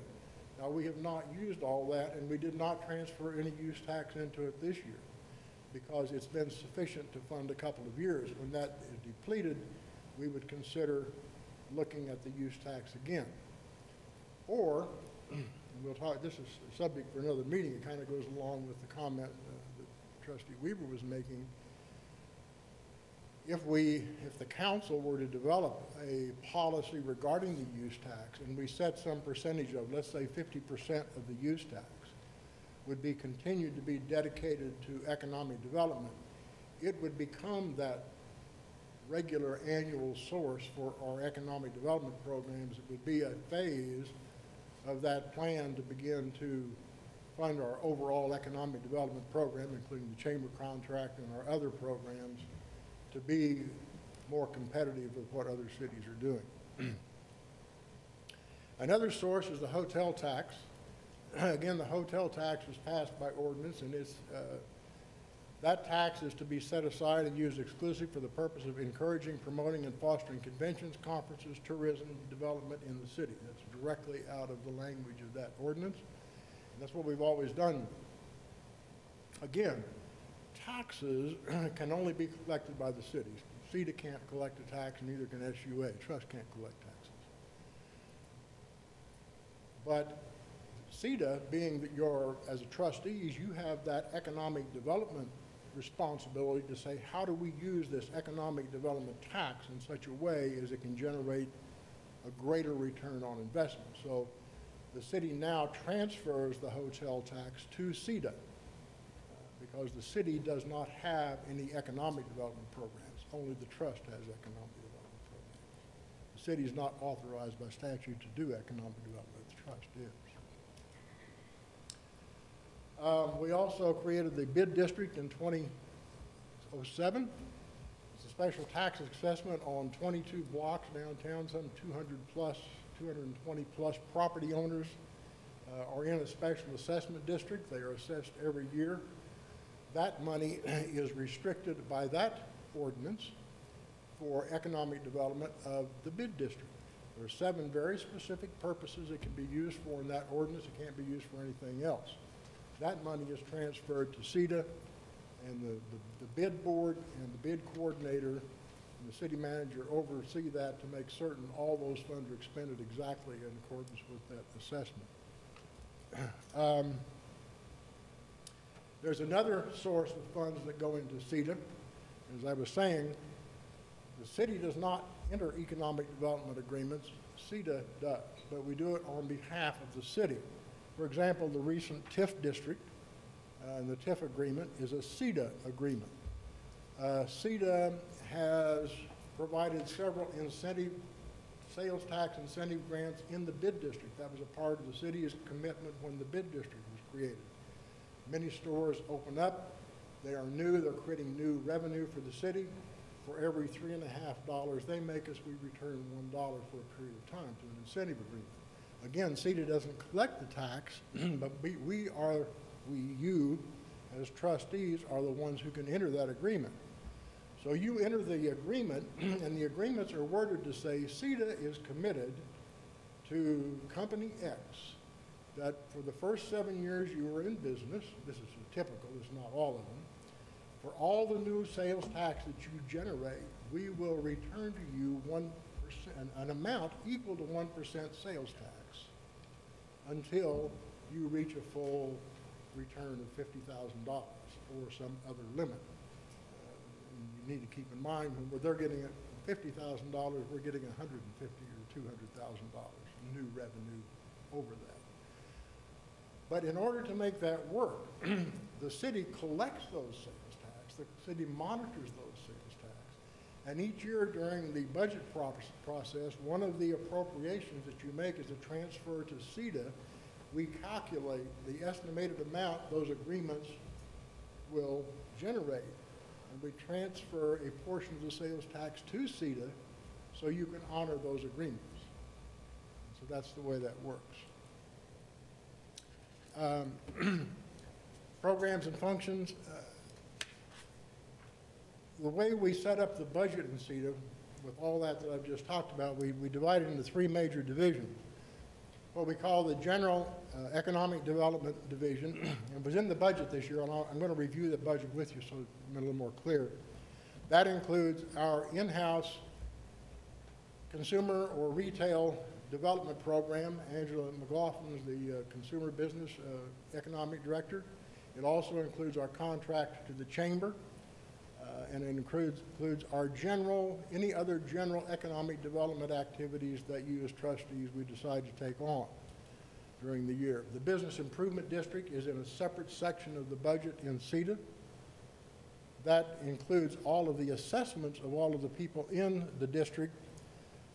A part of that agreement with the city is there is a bid coordinator that is employed through the CETA budget. The first $50,000 of that position and its office operations are paid out of the bid assessment that the people pay. The city committed to pay any additional cost of operating that coordinator's office as a partnership with the property owners in the bid district.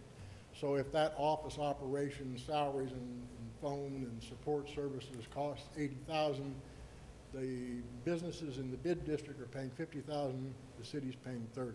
So we do transfer a part of the general fund to meet that obligation. And then we have the tourism division. All of the hotel tax is transferred to CETA. We currently contract with Red Dirt DMO here in Stillwater to perform the marketing of all of our destinations in Stillwater. Their job is to market and bring more visitors, more tourists, more conferences, more meetings to our community. And again, with the intent of the money we spend for that is to return more than that in return on investment. This is what was in this year's adopted budget. These are the three divisions that I just mentioned. We, at the beginning balance in what we call the general, you can see was $1,317,000. That balance was what was left from 2 years of transferring use tax, but we did not recommend transferring any use tax this year. We left it in the general fund. The beginning balance in the bid district was $16,000. The beginning balance in the tourism fund, that's the hotel tax, was $200,000. Then the different, the transfers, this $260,000 was what the general fund transfers to CETA so you can make all of the sales tax rebate incentives agreement. We have about 15 active incentive agreements. Most of them are small. We have some larger ones. That's how much we anticipate those payments will be this year. But anyway, in the general operation, I currently have, well, I'll show you the more detailed version. Let's take them one at a time. Because I want to get to the chamber contract and what we're spending for economic development. And you can see in this agreement we have $200,000 was in the original budget for the chamber. I agree that that is not adequate. I don't think 250 is adequate, but again, we want to start trying to build up a stronger program. I have met with Lisa Navrakal. We will be preparing a contract to present to you. I anticipate that contract will be, my recommendation will be a $250,000 contract this year. I'm also would recommend that the city, from our general operating budget, also fund the labor market analysis study, the $24,000 that Ms. Navrakal was talking about. I think it's an extremely valuable tool for all of our economic development efforts, particularly the chambers. The reason, and if I go back, I don't know how to go back, you'll note that even in this year's original budget, for the general, we have recommended a total expenditure of $796,000, which was in that breakdown, but we still have in the unappropriated $780,912. I would recommend that when I bring the contract back, that we appropriate additional funds from that balance for the chamber contract and for this study. That balance, we normally use as the trust encounters unforeseen economic development projects, in some cases foreseen ones. For example, you're going to get an update on where we are on recommendations from CDAC on the urban planner for downtown. That urban planner will have some costs. The intended source of that cost will be from this reserve as well. So those are the types of things that we would use our reserves in our economic development fund for those projects.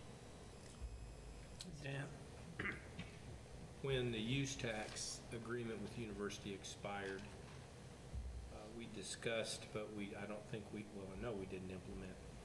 There were a number of us that talked about, don't just let this money get commingled with the rest of the budget and just spent according to normal operations. Let's be strategic about it. And, it would seem to me that when the budget allows, we get to the place where if the council wants to go this sort of direction, that we move all of that use tax money, or the 98.5% of it, to this and be accountable for it, for generating additional revenue. I mean, that number that you showed in that general column is not that's not the total of the use tax money that we'll earn in a year. Because we didn't. The use tax is currently, well, it varies. It's generating from $700 to close to $1 million per year. It varies. Use tax goes up when there's a lot of new construction going on in town because. And you said there was like 300 or 400 to carryover in that column. But again, I think it would be well if the council could formally adopt a policy on use tax for long-range planning, much like we commit a half penny of sales tax to transportation for 10 years. If we could commit a portion of the use tax for policy-wise, I think we can then build the economic development program. But again, I think that's a subject we're going to have to, I think, sit down at the study session and really look at the options on that. This is the bid budget. I won't go into a lot of detail. You've seen this, but again, the question was how many employees in the CETA? Well, the CETA doesn't employ anybody, but we budget Angela McLaughlin's position, and we budget Amy Jo Fraser, the bid coordinator's position in this budget. The draft budget has an economic development coordinator in the budget. It's a vacant position. It's not filled, and I don't intend to fill that again until the trust we need to have some work sessions and look at our economic development goals before we determine whether or not we want to fill that position. The reason I say they don't have employees, SUA doesn't have any employees either, even though there's a couple hundred people that work there. The trusts budget the salaries for all their employees, both trusts, both CETA and SUA. That budget, all employees are technically city employees. They're all paid by the city. The trusts repay the city to hire those employees. So if you are an electrician in the Stillwater SUA electric department, you have X salary budgeted in CETA. In SUA, SUA sends that money over to repay the city for sending them their paycheck, paying their dues. So we employ all people as the city. Each trust pays back their share, but we show it in the budget so you'll understand who they are. In the tourism budget, we currently have $200,000. Lodging tax was much less last year. We projected close to $1 million. It went to $800,000 or a little less. Most of that, I think, is a result of the shutdown of the oil field activity. They were filling a lot of hotel rooms. So we hope that gradually comes back.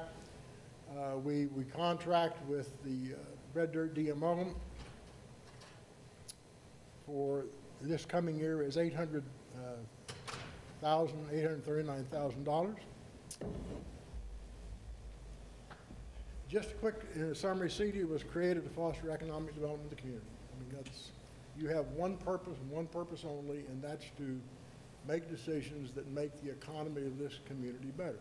I like President Hargis's definition when he giving a presentation, I've heard him say several times, he said, I can't tell you what the definition of economic development is, except if you have $1 in your city that wasn't in this city yesterday, that's economic development.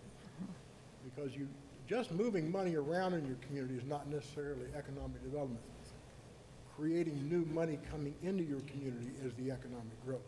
Whether that's through investment of building new industry and hiring new people in the industry, or whether it's building a new store and collecting new sales tax and hiring more clerks and stockers and salespeople. All of that brings new money into the community. So CETA accepts contributed funds from the general fund for those purposes. And I think it's, to me, it's an awesome responsibility of the trust to say, we're going to take some money that the city council gave us. And the city council's expectation is you take this city public dollars and turn it into more dollars. And that's what we're here. Questions? Has a consumer business person ever been under the chamber? There was a time when there was a contract with the chamber, and they did both, they did retail and industrial. We separated the two. I think it may be different today, but I think there was a time when the chamber, most chambers, not just the one in Stillwater, were more reluctant to recruit new businesses when those new businesses might be competitors to their strong membership. And so it was more comfortable for the city to do that because we're not a private organization. The chamber is a private organization that's first responsibility is to its membership. And some members were not happy when the chamber then went out and recruited competition. And so it was a little easier to take it into the city. Now, I'm not saying it's that way today, but that's how we grew to do it the way that we're doing. I'm just always, I guess, curious. I know the chamber does a great job with the primary industrial. So I just wonder if we would have a bigger benefit letting them do the consumer development as well, or retail. I don't know if that's something to talk, is that a question that we could ask Lisa regarding how many chambers do that? Can we bring her back up to ask that, or no? Sure. And I'm just saying general, if she could give us an idea, or if that's generally, all organizations are different. There isn't one community that's really like. Some have retail under their city, some have it within their chamber. If you look at two of our biggest entities, which would be Tulsa and Oklahoma City, both of them do the full functions of economic development, primary company recruitment, retail and restaurant, so consumer development. The chamber's view on economic development, it just does not exceed, it exceeds our membership. So we do not look at whether someone is a chamber member or not when assisting a business that wants to grow in our community. And that's just as that's changed from what it was many years ago. And I remember past CEOs not being able to spell retail, just to be honest with you. Wouldn't even think about. I mean, the city by necessity had to develop that function because the chamber was not interested in engaging in that area. I hear you saying something entirely different. Yes, I do feel it's entirely different. I think economic development is quality of life, it is retail, it is restaurant, it is primary company, it is expansion of your own product that's already here. All of those things come together, to me, in my view. And I think I would speak for our board of directors in saying that's the chamber's view currently. So there are true hardcore economic development people, if you think back in the day of, like, say, a John Fowler, who believed that, well, whoever, okay, back in the day of someone. And there are people, or even if you look at like a Jim Fram or a Wes Stuckey, who are kind of the key frontier people for economic development for the state of Oklahoma, that they believe that if you bring primary companies, that you don't have to recruit retail and restaurant, because if you bring the jobs, then those other things follow along. And so is it necessary to recruit that or incentivize those companies? I think that it's all of those pieces have to work together for a community to grow. They're all important aspects. Do you think it'd be easier for the chamber to get some of those bigger industries in if you have everything, the ability to run all development or economic development? I don't think it would be easier necessarily for the aspect of that it was easier to recruit a primary company. Do I think it looks more accessible as a community if all of the economic development was within one area instead of scattered the way that we have it? It's very confusing, I think, to site selectors or developers that are looking at our community. And so I pass to the city, and we have a very good working relation, but pass to the city probably weekly projects that are retail or restaurant. Is that something you think the chamber could handle? Obviously, we would need to have, well, it's not only the budget, but then we would also need to facilitate more people.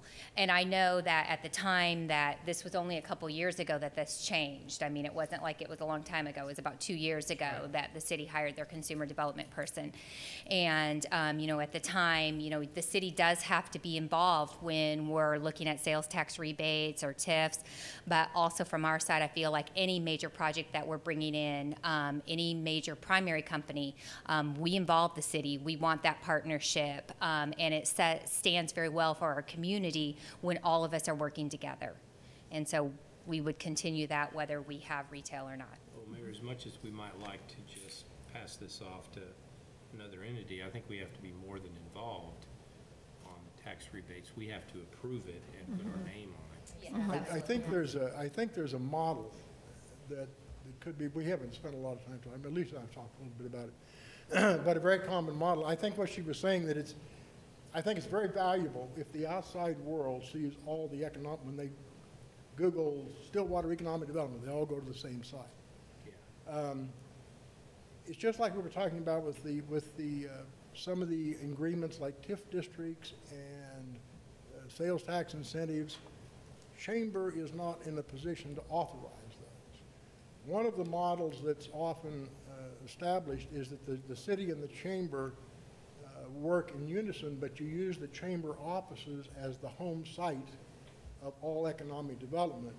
And the CETA trustees have an economic development employee working at the chamber at the Stillwater Economic Development Headquarters, if you will, would be a model.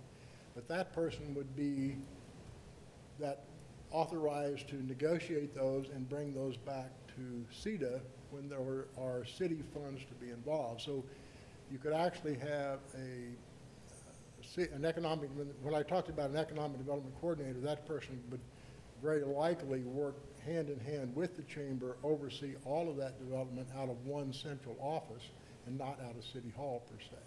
But it would begin to give us that unified image of a central economic development headquarters. But I think it would have to have somebody officially representing you as CETA in one of those seats, because only you can approve and do a lot of creation of TIF districts and incentives, and I think you need an employee who understands and negotiates that directly for you as opposed to a third party. It gets a little cumbersome. Again, those are all food for thought. Any other questions? Thank you. That brings us to an update on the evaluation of the urban planner proposals for the downtown redevelopment project. And the last people sitting Who's are going to make. Who's going to give the report? Yeah. Lisa's kind of chaired the CDAC committee, and Vice Chair Darlington. You were at the meetings as well, but Lisa, so I'll just briefly share. I believe we had 13 proposals that were submitted. CDAC group reviewed the proposals and then ranked them. We then took the rankings and pulled out the top 5 from the rankings that were submitted. And from that top 5, we had a smaller subcommittee that was composed of Kyle Gibbs from the Bid District, Doug MD from Red Dirt DMO, Denise Weber from the Chamber, and myself, also being from the Chamber. And we reviewed those top 5 and came up with a top 3. And we took that back to CDAC last week when we met. And from that top 3, what we have determined needs to happen now is that we would like to do some further follow-up on those top 3 proposals. And so we would like to make some specific calls to not only some of the references were listed, but other communities that were that the proposals had done projects for, and also just follow up to ensure just some specific questions were met. We looked for, did they provide us a return of investment? Had they worked in, or were they familiar with the Stillwater community itself? There was about 6 or 7 questions that we targeted that we wanted to find out some more information on. Yeah, I think we should, we're hoping to have a report back at your next meeting on August 3rd. It's, again, one of the things we did ask, just as a point of information, was their estimated time frame and their estimated cost. And it's quite a wide range, and those aren't set in concrete. Those are always negotiable. But just to give you an idea, I believe the time ranged from 5 to 12 months, and the cost ranged from $75,000 to $200,000. So that's the type of scope that they were talking about. But again, that's negotiable. But at such point that is negotiated, when the trustees want to negotiate something, then we would go to that $780,000 reserve I was talking about. That would be the source of that contract. Okay. Thank you, Lisa. Okay, that takes us, let's see where that.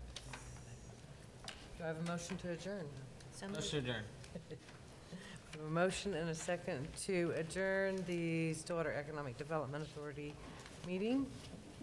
Adjourn at, I don't. 9:08. Too late. 9:08. And I'm going to reconvene the Stillwater City Council meeting. 9:08. And do we have a motion and a second to move to executive session? So moved. Second. We have a motion and a second to move to executive session. Please vote.